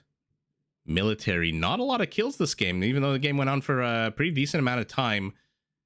Our Turk with the most trade. Who had the least? Our Korean. How many kills did a Saracen have? 847. Surprised that's not higher with all the elephants that he killed. I guess elephants much harder to kill. They take a long time to die. And I think we might have some 1v1s here. Let's take a look. So that was this one.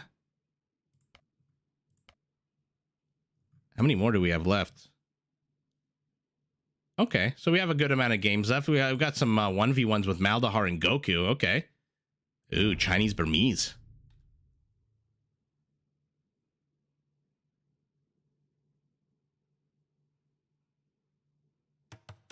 Hi, Brian.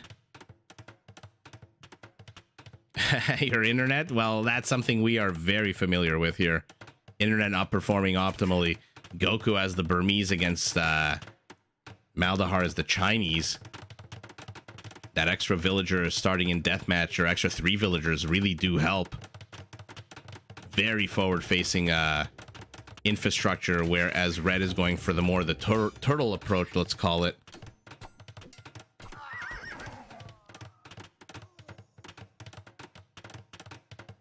Hi, Ruan. Did I say that right, Ruan?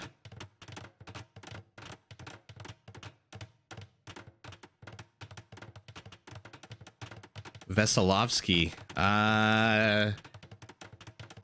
Does that mean happiness? Why do I feel like that means happiness?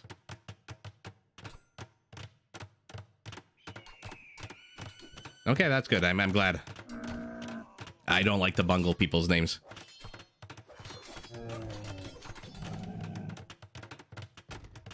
What is our Burmese doing at the moment? Remember, Burmese infantry get a +1 attack upgrade starting in feudal all the way up to +3 in imperial. So that's why these pikes are at a +7.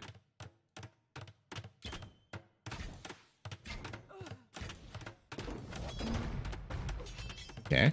Where? So what do you have here? An onager? Okay. Not too sure why he's going onager. I guess he expects cav archers?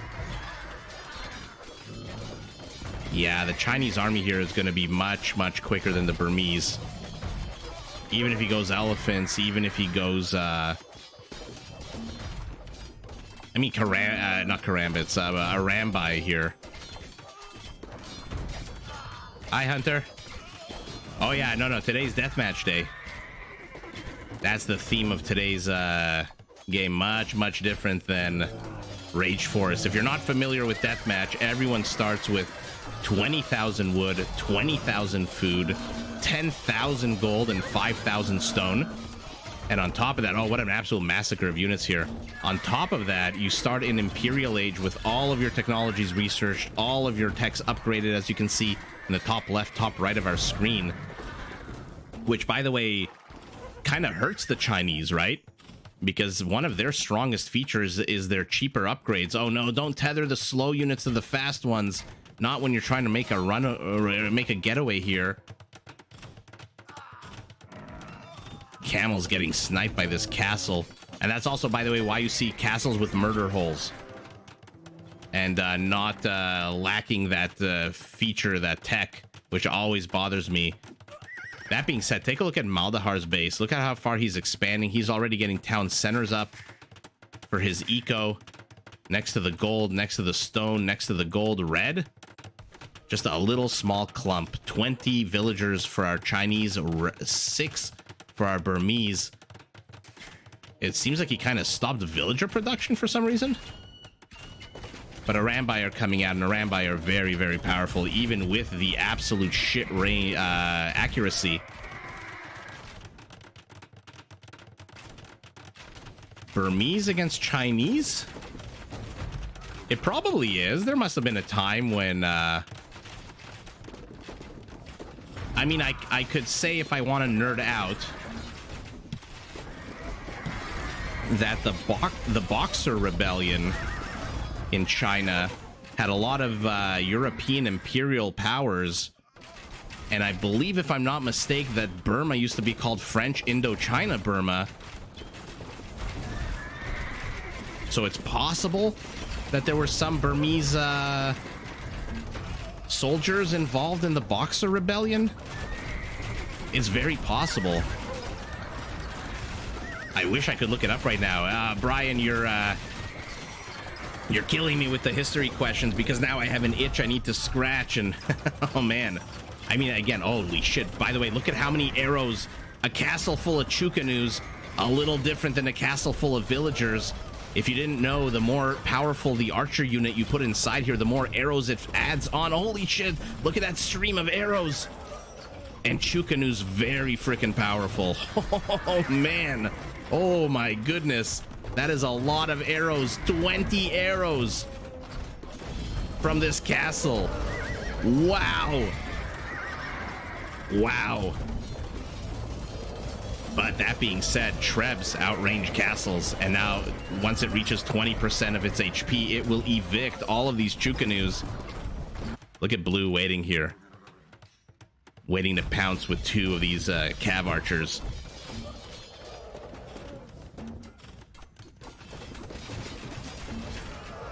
I said that blue would have the quicker army. Instead, he's going champions. I mean, not surprised, but... I mean, sorry. I am surprised given how little food he has. Nothing particularly special about Chinese champions, unless I'm mistaken. But look at the supplies. 150 to 108 or 110. Goku is supply blocked, to borrow a term from StarCraft. This castle is going to engage with those camels once it's up. Red being very hesitant with these elephants. This is 10,000 HP of elephants that he does not need to be so careful with. Move them forward and move them forward fast, and you will be able to steamroll your opponent. There is nothing here for blue. Oh, he tethered his Chukanus to the monk. Look how slow they're moving. Oh, one of my pet peeves in this game. Why do you do this? Why do you do this? This one moves at a 0.96. This one moves at what? A 0.8? Ugh. Oh, look, the castles again with the infantry doesn't add any arrows, so not exactly. Oh, still 20? Oh, I guess the Chukanus are so powerful that it actually doesn't need to be full of Chukanus. And look at blue teething the gold here between the bases.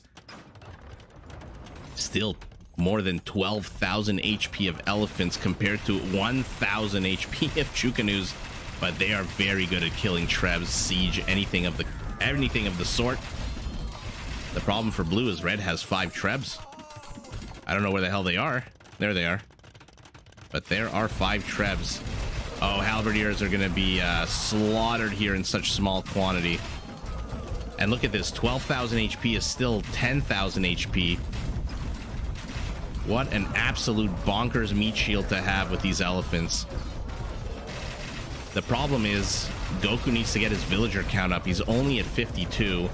6 town centers to the 10 of his opponent, who has double the villager supply, so he can replenish his army much quicker.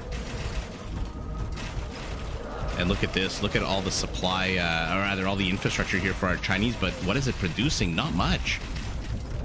Why is our Chinese sitting on 3,300 gold? Chukanu's in a choke point.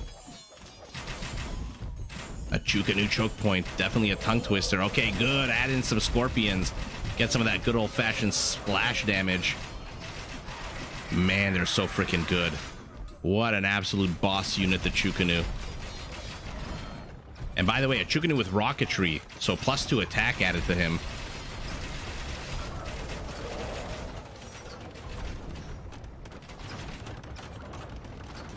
I mean, the red villager must have seen this. Yeah, he sees it. Maybe build a tower, build something, get those villagers off that gold, get it yourself. Okay, not too sure about this. Pulling 12 elephants to deal with 6 villagers. And by the way, the elephants just move barely faster than the villagers, so they will eventually kill them. Okay, elephants very protective of their gold here. Defunct mining camp now being under attack, and the players have disengaged. Although our Chinese player is moving in with siege rams. Nothing much here to contest this at the moment. A few champions.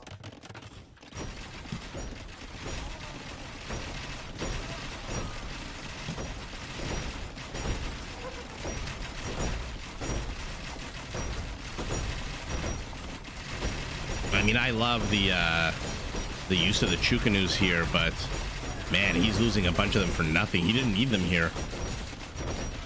That being said, it's an empty castle, so not much damage that it's doing. Woodline here. Maybe build a lumber camp to the left side here to make your lumberjacking a bit more efficient. Castle gonna go up to protect the gold.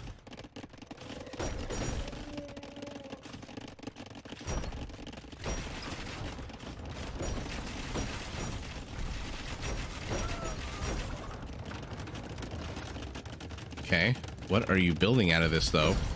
Not much. Maldahar is supply capped at 200. Goku yet again supply blocked. Although with a bunch of castles to the back. Where are these guys going? There's a bit of a transfer of villagers happening. For some reason, this one's going right. This one's going left. Where are they going?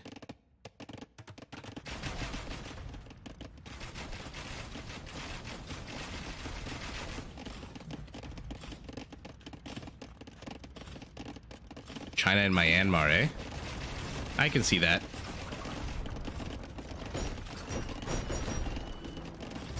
There you go, Brian. We are watching one of the few rare actual matchups with a historical backing. Castle down in exchange for 4 siege rams, a good trade any day of the week.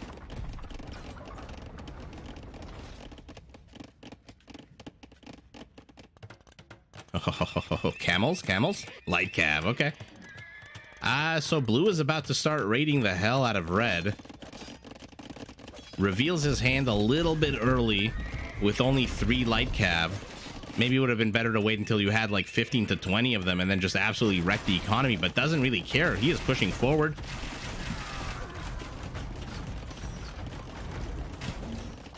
Bunch of halberdiers just kind of hanging out here in the back. Maybe you want to send them forward a little bit, although is scared of these onagers. Once he clears them out, probably will send the halbs forward. One onager does go down. How many left? 3. This is a big clump of trebs that's exposed, though. Oh. Okay. Not a lot of damage. If they were siege rams, those would all be dead. But multiple shots get the same thing done. Run by in preparation here. Okay, here we go. The halbs are moving forward, backed by Chukanus. No onagers left except for 2. Where's the second one? One of them is going to go down immediately, and now there's no more onagers. Army composition 55 to 85. Villager count almost identical. Red hiding in the north here needs to get these trebs up and running. At least start shelling away at your opponent's units. Why the hell not?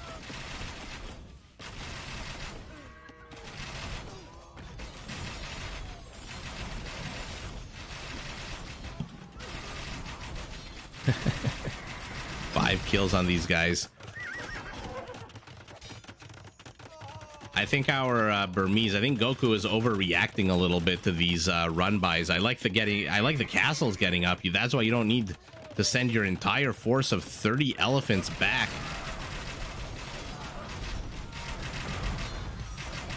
But now his stables are under attack. His player is sieging him from the right. Again, tethering the slow units to the quick. The King invasion of Burma. Oh, man. 4 invasions in the 18th century. Interesting.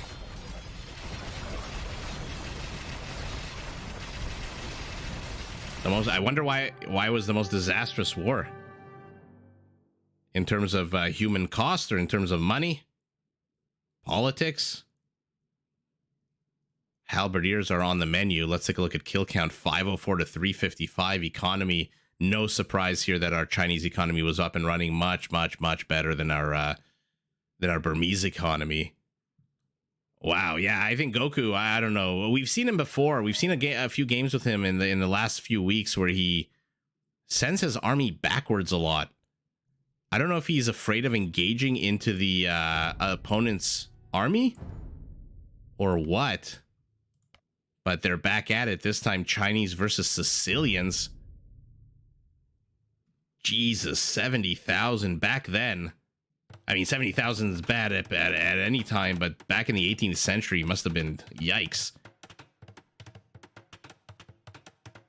Wow. Okay, so this time Goku is the Sicilians.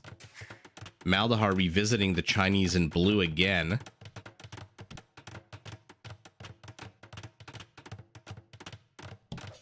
Let's see what he can get done. This time looks like he's opening up the same camels. Goku a little bit slower here. Getting up a castle. To be honest, with Don John's able to train sergeants, does he even need to go up to a castle? There's no text to research. Remember, this is a deathmatch, so your techs are all research. I don't know why he's going 2 castles. I mean, yes, they're better at defending. They're much sturdier in the attack, especially with all the upgrades that they get, the hoardings, the architecture, etc., the masonry. Daniel, exactly. It's a good lesson for us all. A good lesson for us all not to fear losing games. I remember when I was in high school and my younger cousin started playing this game, and he was just always upset, at least in the early parts, of losing. And I said, look, you know, it's like every other game. You're not going to get better unless you play a better opponent, and a better opponent's going to beat you 9 times out of 10. But that 1 time out of 10 that you beat them, believe me, you're going to feel that elation much, much higher than you would have otherwise. Okay, it looks like our Sicilian is going full balls to the wall sergeants. And if so, why stop at 2 donjons?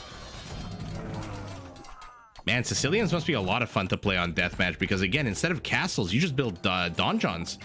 They serve the exact same purpose. They cost, what, a quarter of the stone?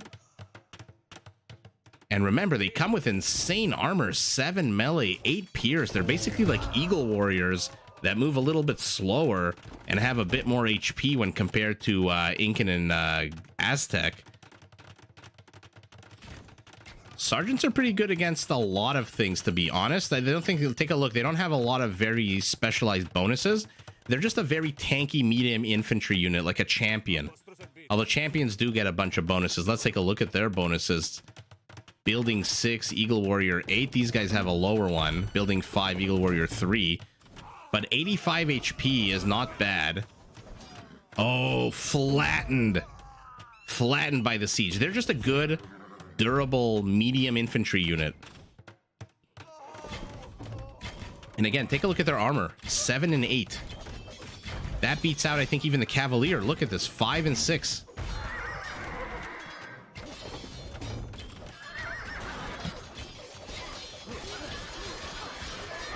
Oh, you think that's why he went castles? Maybe because he was afraid of the donjons getting destroyed. But look at this. Look at them.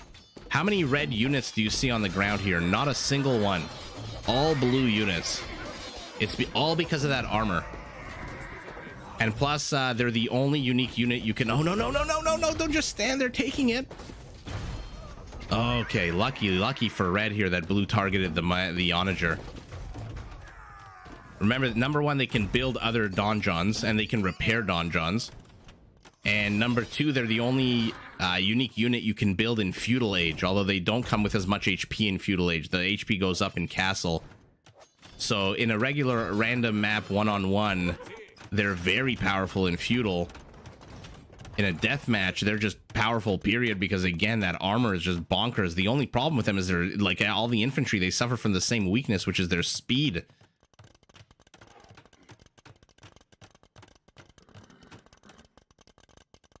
Oh, River Jessa, you're reminding me of Age of Empires 1, where basically the whole meta didn't matter what civ you got. It didn't matter if you were Assyrians, if you were Egyptians, if you were whatever. It was who can get the catapults out quicker, because those catapults were devastating.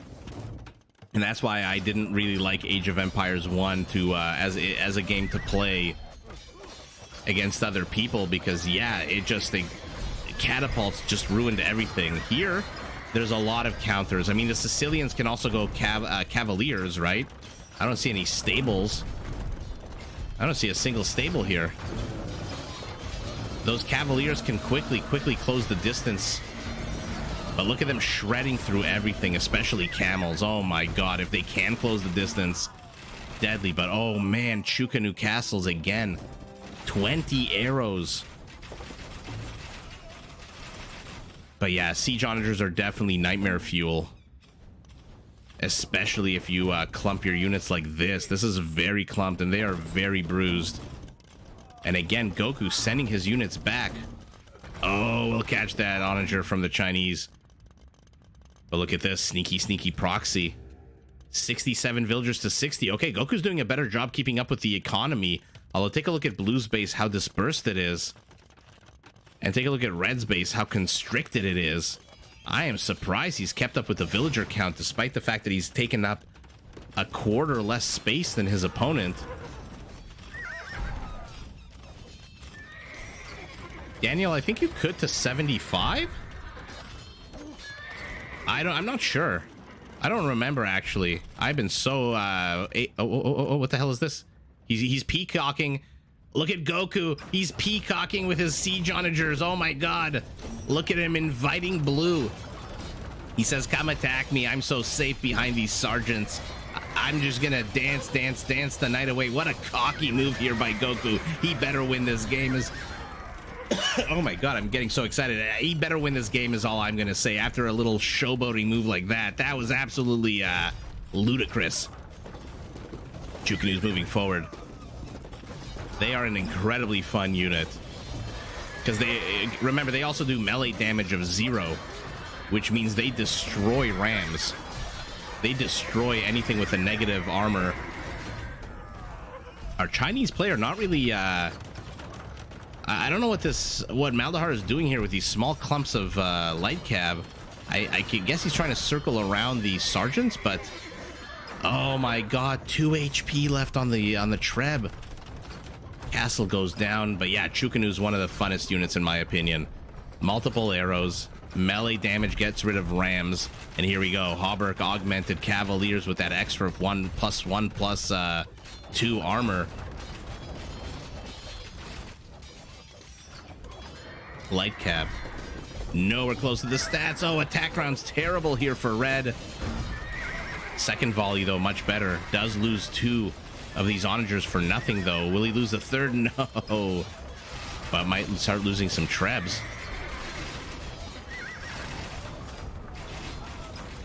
Yes, they would. A lot of Scorpions would be absolutely epic against Sergeants, especially if the Sergeants moved like this, all clumped up. Those Scorpions would shred them to pieces.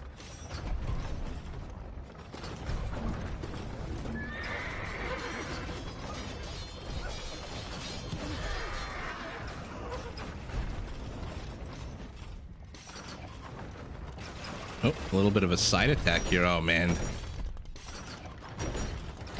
Siege in combination with 1 light cav who is dodging all the towns, all the castle fire. My goodness.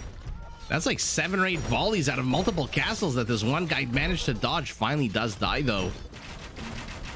Chukanu's taking down a high-value mining camp. Okay, Cavaliers are out. And like I said, their armor, take a look, 6 and 8 is pretty damn good. What is blue building, by the way? It says he's got 75 army supply. Where the hell is it?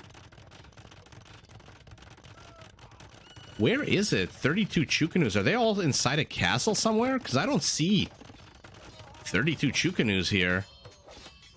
Unless they're clumped AF. Yeah, okay, never mind. They were super clumped. Oh, they're going to shred everything. Those multiple arrows make a huge difference. Look at this. Yikes. Good meat shield of food-only light cab.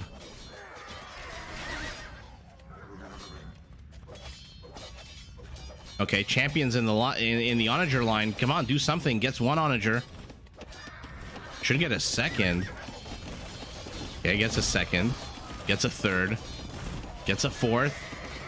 Okay, there you go. But behind this, the follow-up is 34 Cavaliers. It really does look like Goku is going to win this one, at least at this point of the game. That being said, both players are supply capped at 200. Blue, though, continuing to build light cav, saving up his resources. Look at the resource difference. 6,400 gold to 100 gold. Remember, you can't trade in a one-on-one. Oh, man. Look at how slowly the HP is draining on these Cavaliers with that extra armor boost. But this town center under fire again. One single brave sergeant trying to hold the line. Attack, attack, attack. Will he take these guys down? Or will the town center die first?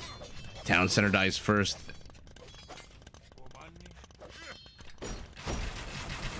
Okay, but at the same time does manage to get all these Trebs who are taking out siege workshops.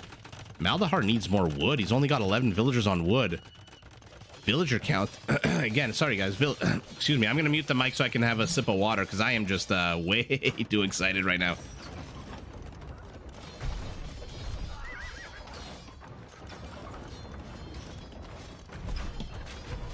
I was about to say, both players very much focused on a food. But right as I say that, Blue allocates an additional 20 villagers to wood. I think he realized when he couldn't rebuild a simple siege workshop that he was out of wood. And in he moves. Army supply 78 to 62. All the light cav are gone, which means he is going full head-on Chukanu. Oh man, this is going to be problematic for Goku, although 8 siege onagers on the way.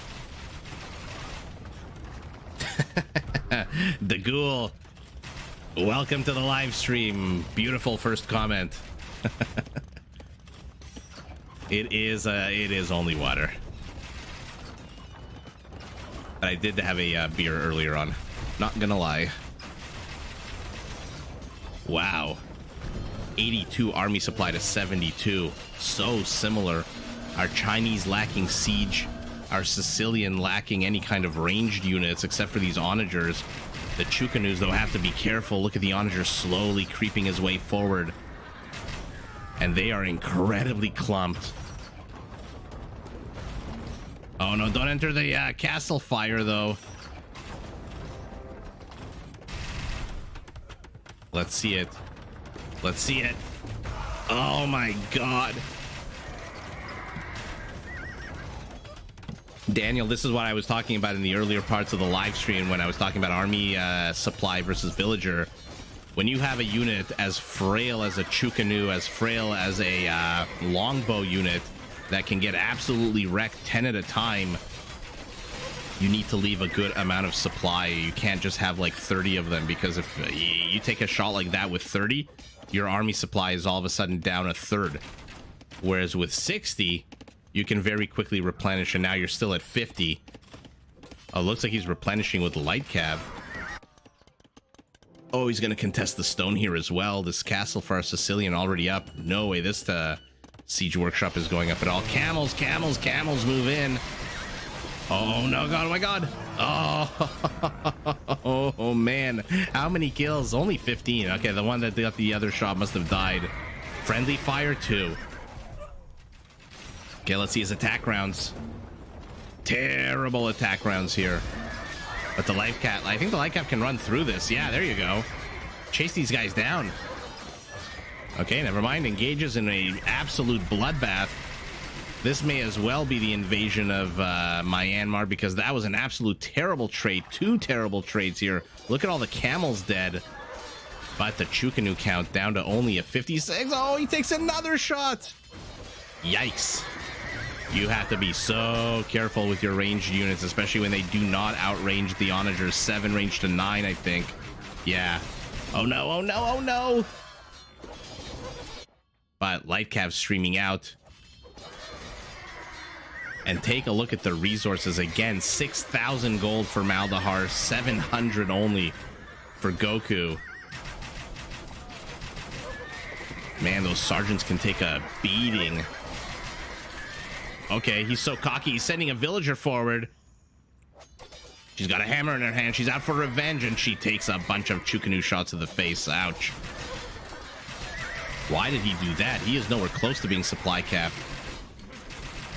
I mean, look, Goku is playing incredibly defensive. I don't know if these are two friends that basically just agreed, look, I'm going to push into you and you defend, but Goku here, incredibly defensive. He could have moved out a long time ago. By the way, look at the battleground here. Look at this battleground. All blue units.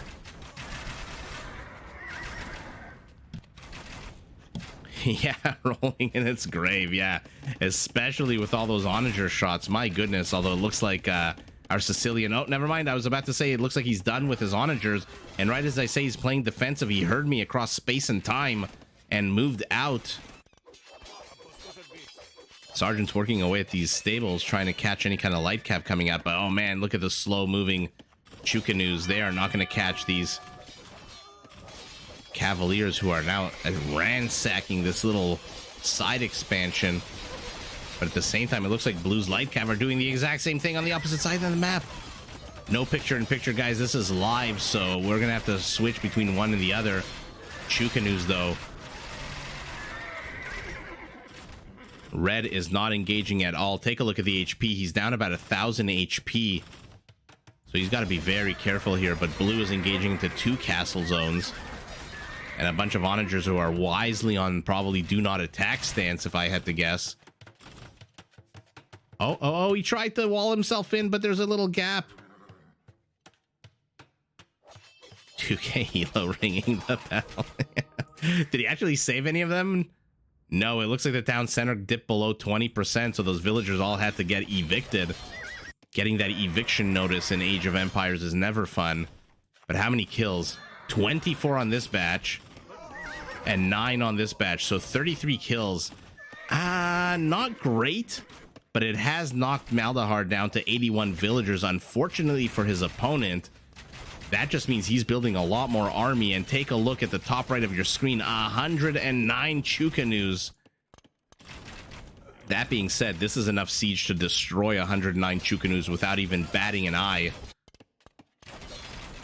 Let's see the carnage unfold. Got to be careful though. Chukanus are great in good amount of numbers, but oh man, that extra arrows. Oh, it's so impressive how many extra arrows it adds. Now red going light cav as well. Okay. Remember, Hauberk does not affect light cav at all. Just knights and cavaliers. And the siege of Sicily has resumed. 1 Treb. A second kind of hanging back. A third on its way. 108 Chukanus. 1 champion, where are you? Okay, just hanging out, training, I guess, the future generation. And in comes the rest of the Chukanus. This is going to be a lot of Chukanus. But, Sicilian siege. Oh, mama. Yikes. I still have no clue who's winning this game. It looks like it says Maldahar's score is lower. Oh no, Chukanus. Oh, he's got to practice his attack rounds. I love the splits on these guys, by the way. But he's going to lose all of them. Not exactly the greatest shots on these. Oh, no. Now he's got no more siege onagers. 101 army supply to 28, and I knew it. Why was he peacocking and showboating with his onagers earlier? Oh, I hate when players do that. Unless you're on the verge of winning, do not showboat. Don't peacock, because like we've established, you just don't know what the hell is going to happen. But look at this. Look at this. What an absolute beauty.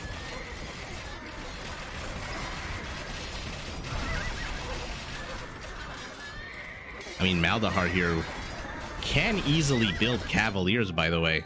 Oh man, this is why I said don't peacock, don't showboat.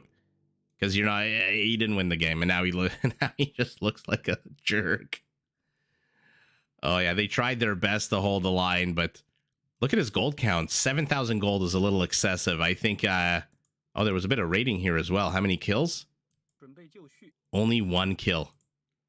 But blue could have easily produced heavier cavalry units than this. He didn't have to go light cav, but the light cav were not bad because of their speed. 1.65 speed compared to 1.49. Assuming that they have husbandry, but on the whole, not a bad move out of Maldahar to incorporate a few light cav. But at this point of the game, when there's no more siege, Chukanu count 72 in this location, 12 somewhere else out on the map. And I believe we might have one more game, I want to say.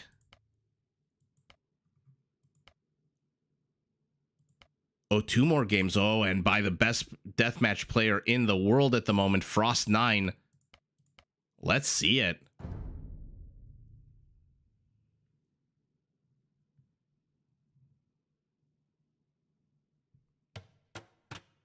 Another unfortunate spawn that looks like a weird... Speaking of history, there's a very weird looking shape. Okay. What are the teams? Teal and yellow, so we'll call them Team North. Why does it say best of 5? True is therefore Team South.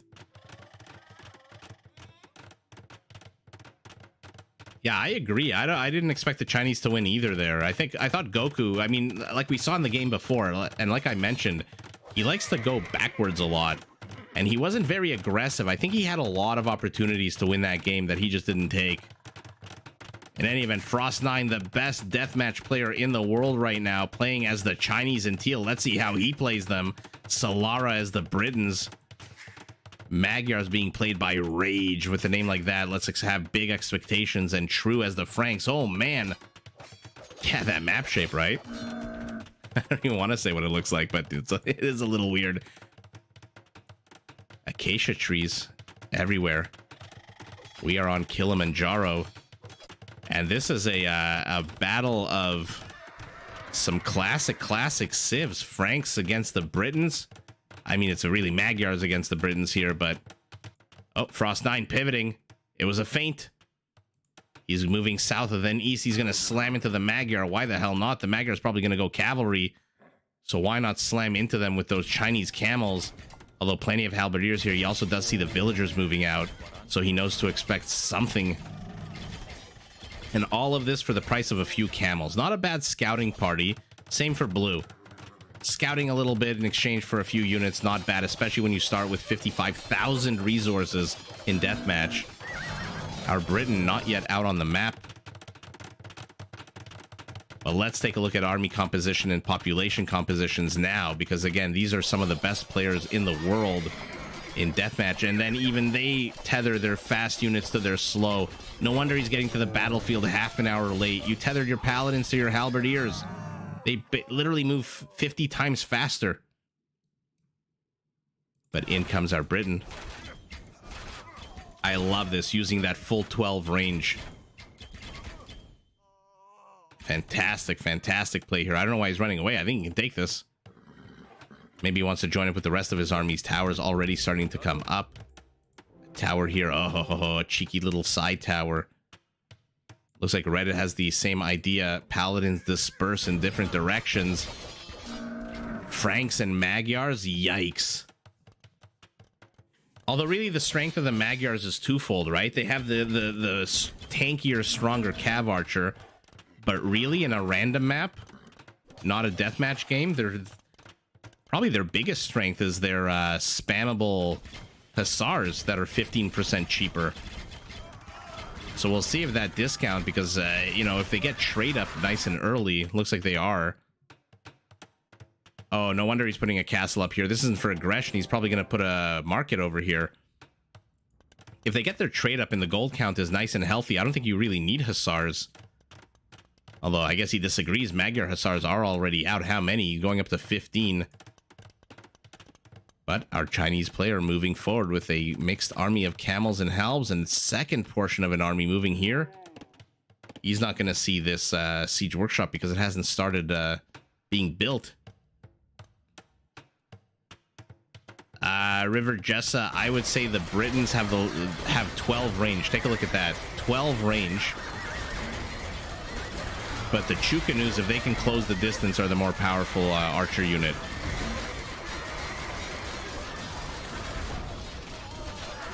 Arbalests, I would give it to the Britons because they come with 11 range. Oh, but look how weak they are. Look how flimsy those longbows are. That's why I said you need to have a lot of army supply if you're going to be Britons.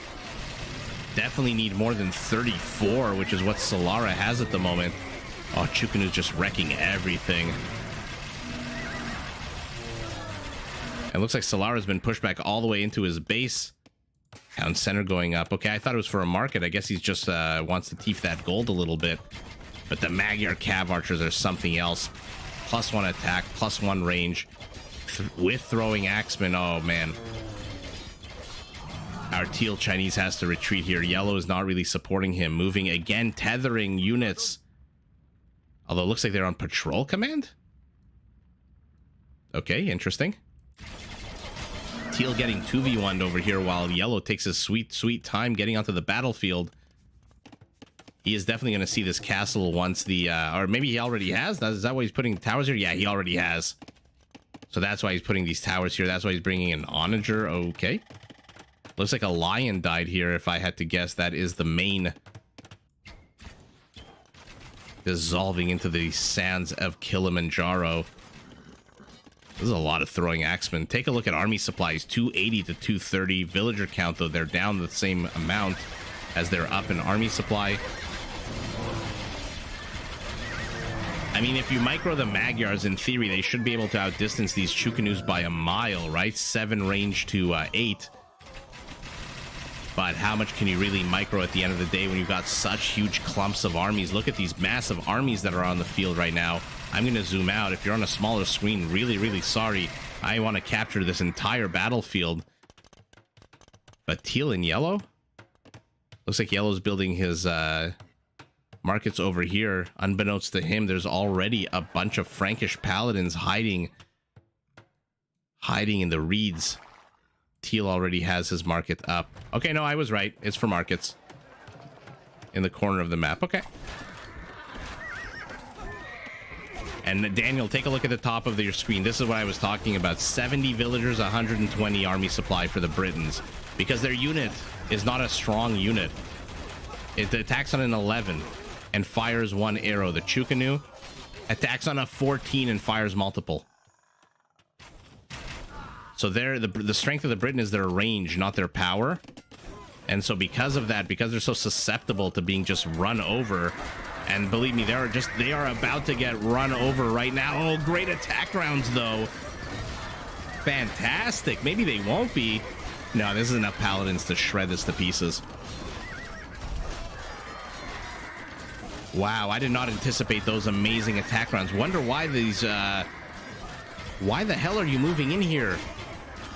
You have range. You have 8 range. Why did you move right next to the longbows? And look how quickly they die. This is why you need to have 120 army supply, and you can't rest on 80 to 90. With lots and lots of practice, they control these armies. And not only the armies, keep in mind, you also have to control the trade. You have to also control your civilian population. It is a hectic game type as deathmatch. I feel like it's misunderstood a lot by random map players who think that it's, oh, you just start with like 1 billion resources, you build armies and clash. No, that's true for the first like 10-15 minutes of the game. But then once you run out of resources, then the real game begins. Because unless you just completely screw up the first 5 minutes, the game generally lasts at least 10 to 15 minutes. And you need to get your economy up and running. Town centers everywhere. Look how many town centers teal and yellow have. Frost9 pinging over here says, hey, we are under attack, but there's really not much yellow can do. Yellow has no army here. He's got a castle that's training no units. It's busy attacking these paladins. And for the 3rd time, Yellow's army is going to get absolutely run over here. Doesn't have enough army supply. 54 is not enough for the Britons. Rage trying to repair this castle, but with Warwolf, remember. One last shot at that farm, and FU in particular to the farm. And look, even the pro players, even Rage, who's one of the top, I think, 15 players in the world for deathmatch, they forget to micro, they idle their villagers. I don't think I've ever seen a player who I would say, oh, this person is perfect. Even in random map games. I mean, you have people like Hera who have the most insane early game micro. You have players like the Viper who are incredibly creative and have also very quick reaction times. They're always looking around on the screen, bouncing between this view and that view, their economy, their military in 7 different locations. Even they, I wouldn't call their play perfect. Pretty damn close to perfect.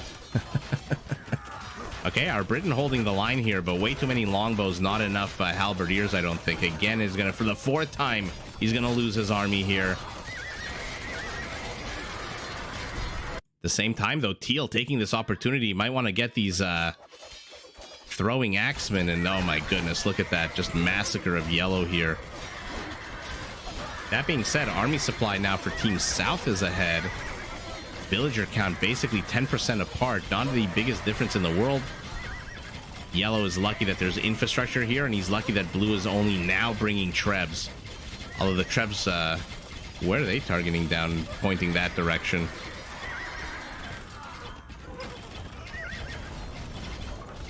Heal pinging over here. Yeah, the Britons was an unfortunate spawn against such a fast civ like the Magyars, and especially against a fast civ like the Franks.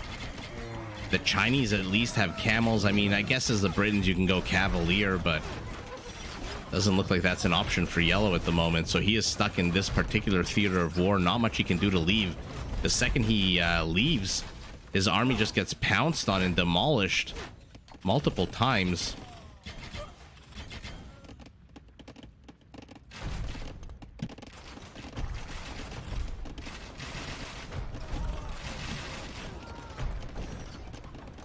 Okay. Magyar Castle does fall. The center is being contested. No real reason to take the center, I guess, in this game. There's just a bit of gold here. High ground is great. There's a few clumps of forest. Kilimanjaro, not exactly black forest when it comes to that, but aside from that, strategically, it's more important than resource-wise. Just to be able to control the route, the quickest route to your opponent is never a bad thing. What the longbows need to do is move a little bit forward, because there is a gap here in the defenses where they can insert themselves, and with 12 range can absolutely wreck the trade for Team South. But instead of that approach, Solara is going more full on, demolishing the castle. One more volley and it's gone. And then he's going to move in and try to get the trade, but I hope he moves in with longbows and not halberdiers at the same time. Frost 9 taking on both teams here. Oh, the Axemen. Axemen are going to be so quick at demolishing the Trebs. Oh, that's so sour. What a sour loss. 7 of them should be able to get this one. No, the Camel's a little bit quicker. Blue, there's a gap. Go for the Treb. And here we go. For what, a 5th time? A 6th time in the game? The Briton army is just shredded to pieces, forced back. Again, there are some armies designed for longevity, and there are some armies designed just to constantly rinse and repeat and throw them away. The Britons are a little bit of both, I believe. Mostly, though, on the throwing away side. Didn't really need those camels. Remember, with Warwolf, these guys have 100% accuracy against stationary units. So that Treb stood no chance. And what a big surprise, Team South. I'm being sarcastic. They pivoted here with their entire army. Almost their entire army. Because they know if their trade falls, they are freaking donezo. And now it's going to be dangerous for them because the Chinese army is here as well. Not a lot of it. How many camels? Only 15. Okay, never mind.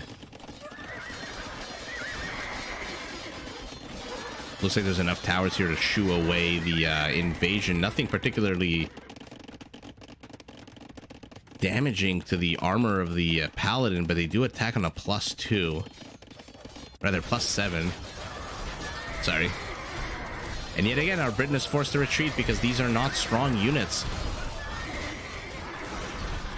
You need about 40 halberdiers here right now, and then pray that that's enough. Probably need closer to 60 or 70 to take on these paladins, these Frankish paladins that are basically elephant units at this point. Almost 200 HP on them. But the center is falling for Team South. Their push here not really accomplishing much. These longbows have to move forward again. Love the use of the full 12 range. But now the camel meat shield is down. Yikes.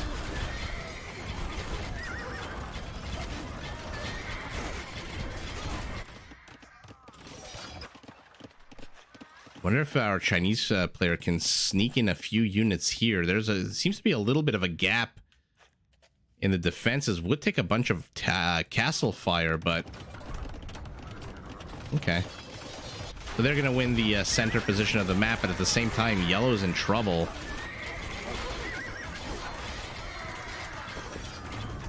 Attack round's not as good as earlier. Choke points not being used. 34 longbows. And this is the thing with longbows. If you don't micro them, all 34 are going to fire on the exact same unit, which may not necessarily be the best. Oh, come on, move forward, Yellow. Support your teammate. This is like the 3rd or 4th time that Frost 9 has sent a body of camels and then just immediately loses them. Oh, yeah, good luck with this. Good luck with this. What was it? The Battle of Crécy? Where the Frankish knights just absolutely demolished the British army. Okay. High ground taken. Center position taken. Looks like he's lost his villagers, though. No, never mind. They're building towers to secure the area. Stables already up, although not producing much. And in, or rather out, comes our Britain. Army supplies almost identical. Villager supplies almost identical. Total population literally 30 apart. What an incredibly close game, despite the fact that Yellow has not been able to help Teal at all. And Teal keeps taking these trades with these camels that are just not that good. Chinese camels absolutely terrible against these Frankish paladins, especially when there's 37 Magyar cav archers from behind firing and shelling away. But Teal, take a look, 60 trade cards for him, 43 for Yellow, 45 for Blue, 55 for Red. So both teams have their trade up in earnest. And again, Yellow pushing out this time. Brilliant, brilliant. A better ratio of halberdiers to longbows, 27-6. You know your opponent is going heavy on the cavalry and the cav archers. You need to add a lot more halbs. Half the Chinese camels aren't even engaging into this.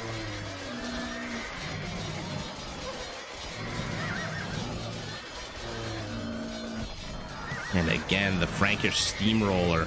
Oh, but look at this. Okay. Does not even have enough to one-shot the paladins. But these are not Frankish paladins. These are Magyar paladins. Although, again, the HP not that dissimilar. 180 to 192. Oh, no. Blue's in trouble here. Rather, blue and red are in trouble here. This is still a lot of longbows. Oh, God. Here we go. It's the Saracens all over again. But again, take a look. All 26 are firing on a single unit. That's what happens when you don't micro your longbows. He could have killed a few more extra trade cards there. A few more trade cards. Here we go. Unfortunately, Castle is still up. One Treb for Yellow. Where are the others? Where are the other two? Okay, they're here to the north, slowly making their way over. Oh, wow. Red has rebuilt his throwing axeman count to 54. No Chukanus anywhere except 11. Red is going to demolish this. He's going to swarm over this. And he's sending paladins into what he suspects is a trade route. One brave longbow here alone.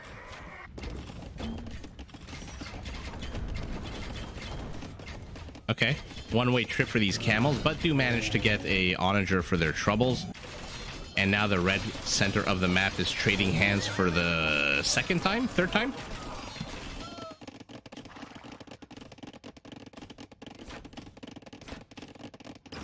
Teal pinging over here, making Yellow aware. Hey, just in case you didn't know, there are paladins here that are about to enter our trade route, but enter our trade route for literally a split second. Beautiful. Blue distracted here.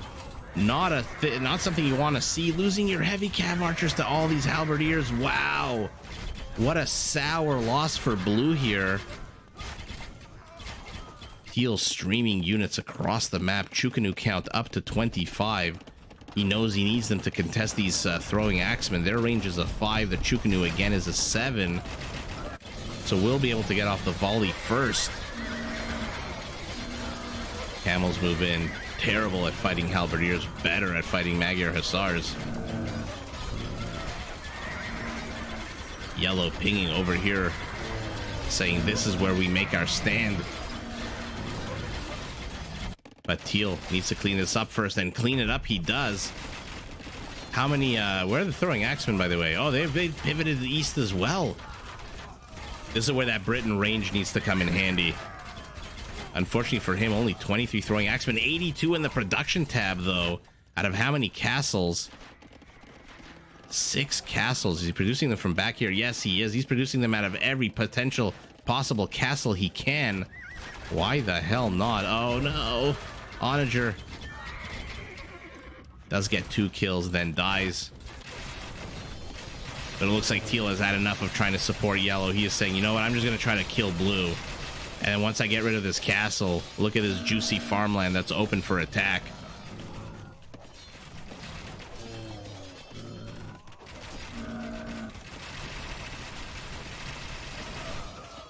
Chukanus throwing axemen, camels, paladins. Oh, this is why I love deathmatch.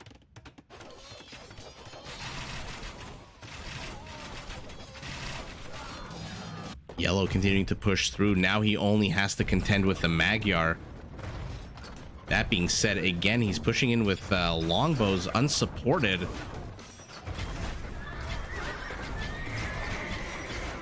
Oh, look at the villagers he's brought over. He is supply capped. 135 villagers, way too many. Although I don't think that's all villagers. 91 villagers only. Yeah, he needs to kill a few villagers. He needs to kill about 20 villagers if I had to guess. That being said, what's his wood count? Not great.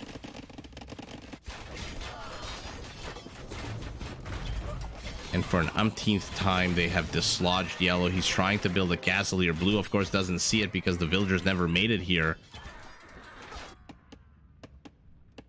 Teal has amassed an army. Oh, let's see it. Throwing axemen uphill. Chukanus downhill. Chukanus should absolutely take this, right? Numbers-wise, the throwing axemen have it, but with the camels, the Chukanus absolutely should. And now they've gotten firm control of the north part of the map, and in comes that Chinese siege. Let's see how Red can focus on 7 different fronts at once, building a defensive emergency castle here. Will they rebuild their markets? Doesn't look like it. Oh, the Magyar castle has fallen. The Magyar castle has fallen, the first line of defense here, but oh, fallen at a huge expense. This is a lot of Chukanus that died, as well as a lot of Trebs to get rid of 1 castle. Yellow needs to push in a little slower, I think. Oh man, this is going to be bad. This is going to be bad for the trade. I was going to say a little slower, incremental, more towers. He doesn't have a lot of stone. He's got a good amount of gold that he could buy stone with it, but yeah, wow. Wow, what a fun game. Frost 9 attacking from the left, attacking from the center. Kill count must be pretty epic. 230 cav archers, almost 600 halberdiers. 1184 kills for the Magyars. The Franks very, very close to the Britons. Surprising. Our Chinese, despite the fact that I think he was the game changer, has the least amount of kills. And look at the economies. What is this? 39 and 7.5. No, wait a second. 30, 46. 47,000 trade for Solara and Frost 9 to the 39, almost 40. So trade not that far off. Resource not that far off as well. Let's move on to our final game of the night. I hope it's as exciting as this one because it should be the same players. Oh man, guys, if you're new to my streams, there's random times. I live in a condo, an apartment building, with a big outdoor parking lot right underneath my window. And there are times when people do donuts in my parking lot. And now is one of those times. So you might hear the vroom vroom of an annoying car in the background here. Oh man, look at these civs. Byzantines, Celts, Persians, and Portuguese. Persians by Frost 9. Oh man, I shudder to think. Although let's take a look and see if organ guns potentially a counter to those insane Persian war elephants. Oh, we're back on Kilimanjaro with this let's call it suspicious looking spawning center position. Oh man, red and blue this time. They are north, and Solara and Frost this time south. So our Byzantine spawning opposite our Persian, one designed to bust a hole through a wall, one designed to be as strong, as powerful as possible, to take as much of a pounding as possible. Portuguese opposite the Celts. Okay, let's see.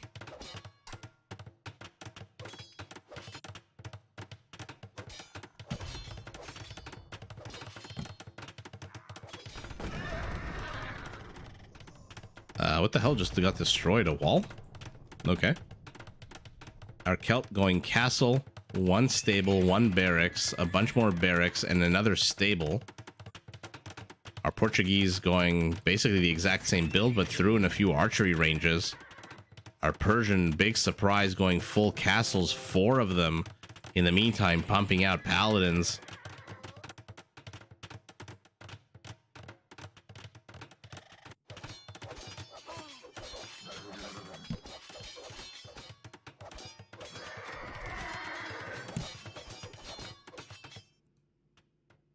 Okay. I mean, there's Portuguese units here to meet him. Not the quickest of attacks here. Just a few tentative feelers by Team South. And look at the spread on Solara's units. To the right, to the center, to the left. Oops, sorry, I hit my mic again. Take a look at his map vision. He sees everything. What has Red seen? This. How far behind is Red? Meanwhile, Solara tabs on his opponent. Insane. Map vision just so freaking important. Yellow as well.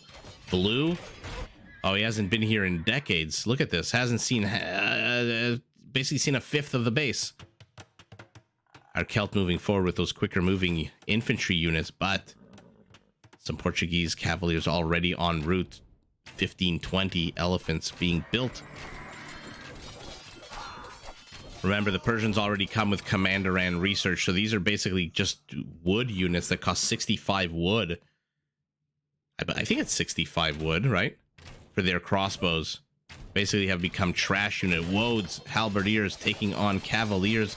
Organ guns, 15 organ guns. Celtic Siege gets caught out, loses 1 onager in exchange for what? 2 cavaliers and a halberdier. Not a bad trade at all.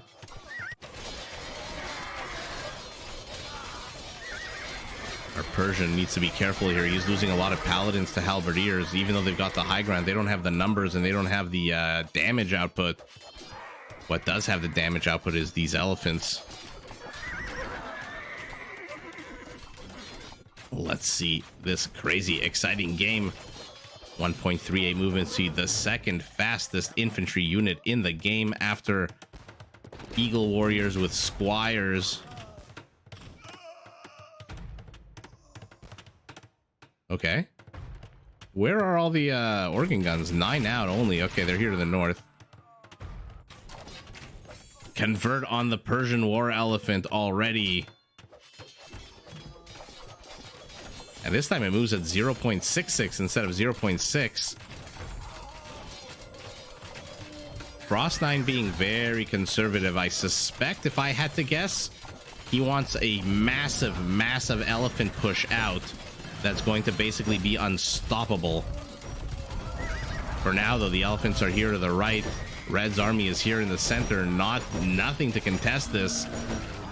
But luckily for Frost 9, Shrew has no siege. And so not really much that he can do here or accomplish here. He's just basically feeding units into castle fire, just wasting them away in Margaritaville. But at the same time, Yellow is in the back here with how many? 23 elite Woad Raiders. Oh my goodness, what is this? 20 Celtic Siege Onagers. River Jessa, that's awesome. Thank you so much. Thanks for being an exciting and informative caster. I appreciate that. I'm glad. I honestly, I'm just happy people are enjoying the content. I told myself I'd give it a few months, and people seem to enjoy it. But yeah, thank you so much. I really do appreciate it. I'm glad you could catch us live, and I hope you come for a lot more. Oh, by the way, we are alternating between Rage Forest and Deathmatch. A lot more Rage Forest games because of the pro players are playing it a lot more. In anticipation of the Rage Forest 4 or 5? I can't keep up with the things, the numbers. Thanks, your mom. Oh, that's nice. Look, I told you, this game, there's some people who are, you know, all gung-ho about especially here in Canada, hockey. Down in the US, football and basketball, baseball. There's a lot of fanatics in baseball here. But I was a bit of a nerd in high school. This game is very special to me. I'm glad I can share it with you guys, and I'm glad that it's you guys enjoy it as well. Who knew in 2023 that this game would still be around? And who knew that it would still have such a big audience? But yeah, I appreciate it. Thank you so much. Like I said, when you commented on the video, it's very heartening for me to chat with you guys, especially in real time. It's very validating. I'm glad I'm doing this channel, because yeah, other casters I think focus on other parts of the game. You know, you have people that focus on the nitty-gritty, you have people that focus on specific things. I like to zoom in a lot, which I hope doesn't bother people. It bothered a few people when I started the channel, but I don't think they watch anymore. I love zooming in.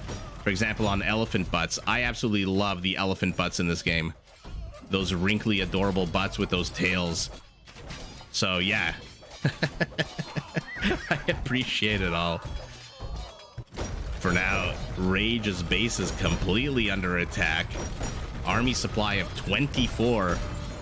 He is getting destroyed. These are not Britain units designed to tickle away at HP. These are Celtic siege units that are designed to absolutely demolish, and even with Red supporting here. Okay, he's brought a bunch of monks. Humble brag, glad you could catch us. We're doing deathmatch. You asked when it was, or you said you missed it. Unfortunately, this is our last game, and it looks like it might be over very, very soon. But welcome.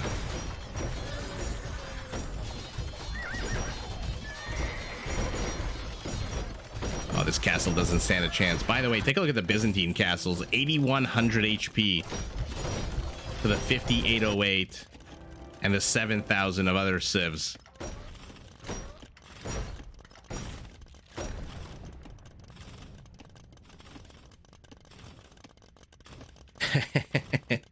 It is very easy to get lost in the action. Age of Empires is not exactly the fastest game.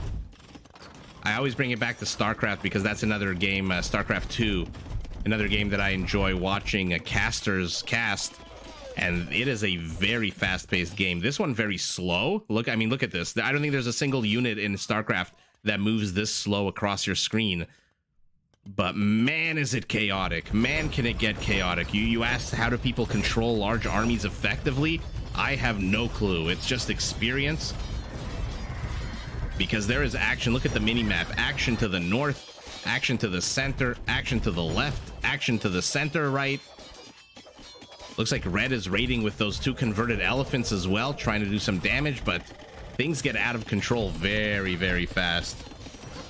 Yeah, you can rewind, of course. God bless YouTube and social media. How did people live without social media before? I don't know. I mean, I grew up in the 90s with, you know, sitcoms and Seinfeld and Frasier and Friends and all of those sitcoms that you saw an episode, it ended, and then you never saw it again until a replay 6 years later. Now, you can watch anything at all times. It's like that movie. What was it? The one that won the Oscars, that Everything Everywhere All at Once. That's literally the way of the world right now. You watch at 1.5, that's not a bad idea. And exactly, when you play it, it feels like lightning fast, especially once you start getting, you know, your economy up and running. Dawn of War, I'm not familiar with that game. What's the premise of it? Is it also like a medieval one like this, or is it a modern game like oh my god, Red Alert, for example? Warhammer 40k. We were talking about that earlier with Brian, I think a few streams ago. I think he said that Henry Cavill is being cast to play in Warhammer 40k. I never got into Warhammer 40k, but little funny side anecdote. I used to, because again, I told you guys, I'm a big history nerd slash buff, whatever. I used to do miniatures in high school of the 7 Years' War, which is basically when you get little armies made out of pewter and you paint them and you make them, the Russian army was green and the French army was blue and the British army was red. And then there's certain rules that it's basically Age of Empires in real life. You have your individual units, little battalions, and you fight them. And I always used to go and get paint at a store near my house, and they were always displaying Warhammer figurines. And I never really connected with Warhammer because of the fantasy angle, but that store, the whole reason I'm telling you guys this, that store had the most delicious restaurant, and I ate at that restaurant about 5 times a week until the owner finally came out and said, why are you always here? You're not into this stuff. And I told him, because your chicken souvlaki is just so freaking delicious. I have no choice but to come here. I absolutely love your chicken souvlaki. And yeah, that's that story. So not the most interesting story, perhaps, but you mentioned Warhammer 40K. And so I naturally had to rewind my brain a little bit to that anecdote. Or not an anecdote. It was my life. I basically ate chicken souvlaki 5 times a week at this place. Exactly. Oh, man. Don't ask me why I picked 7 Years' War. I think remember, this is back in like the late 90s. There wasn't the Craigslist and eBay was just starting. And I think it was the only army I could find and afford on my Home Depot salary. Or actually, was it when I was 18 or 19? I forget. I had a job at Home Depot. I was a cashier at Home Depot, and my money went to 2 places. Food, the souvlaki and Subway and Harvey's, and into I was going to say Warhammer, but I meant war gaming, like buying those little pewter figurines and painting them and whatnot. But yeah, I'm not really painting a good picture of myself here in high school, but you guys are starting to see the shape of who I am and why Age of Empires was so important to me growing up. But yeah, in any event, I think that was our last. Anyway, let's take a look, by the way. 117 war elephants, 306 halbs. Not the highest kill count. The game didn't last very long. Economy also. Oh man, look at Rage. Completely not focusing on his economy. No trade. Receiving tribute. Not even sending any. I believe that might be our last game, in which case we might have to say goodnight till tomorrow. Byzantine, Celts, Persian. Yeah, this is our last game. Oh, there's a little sneak peek of some games that I'm going to cast later on. But yeah.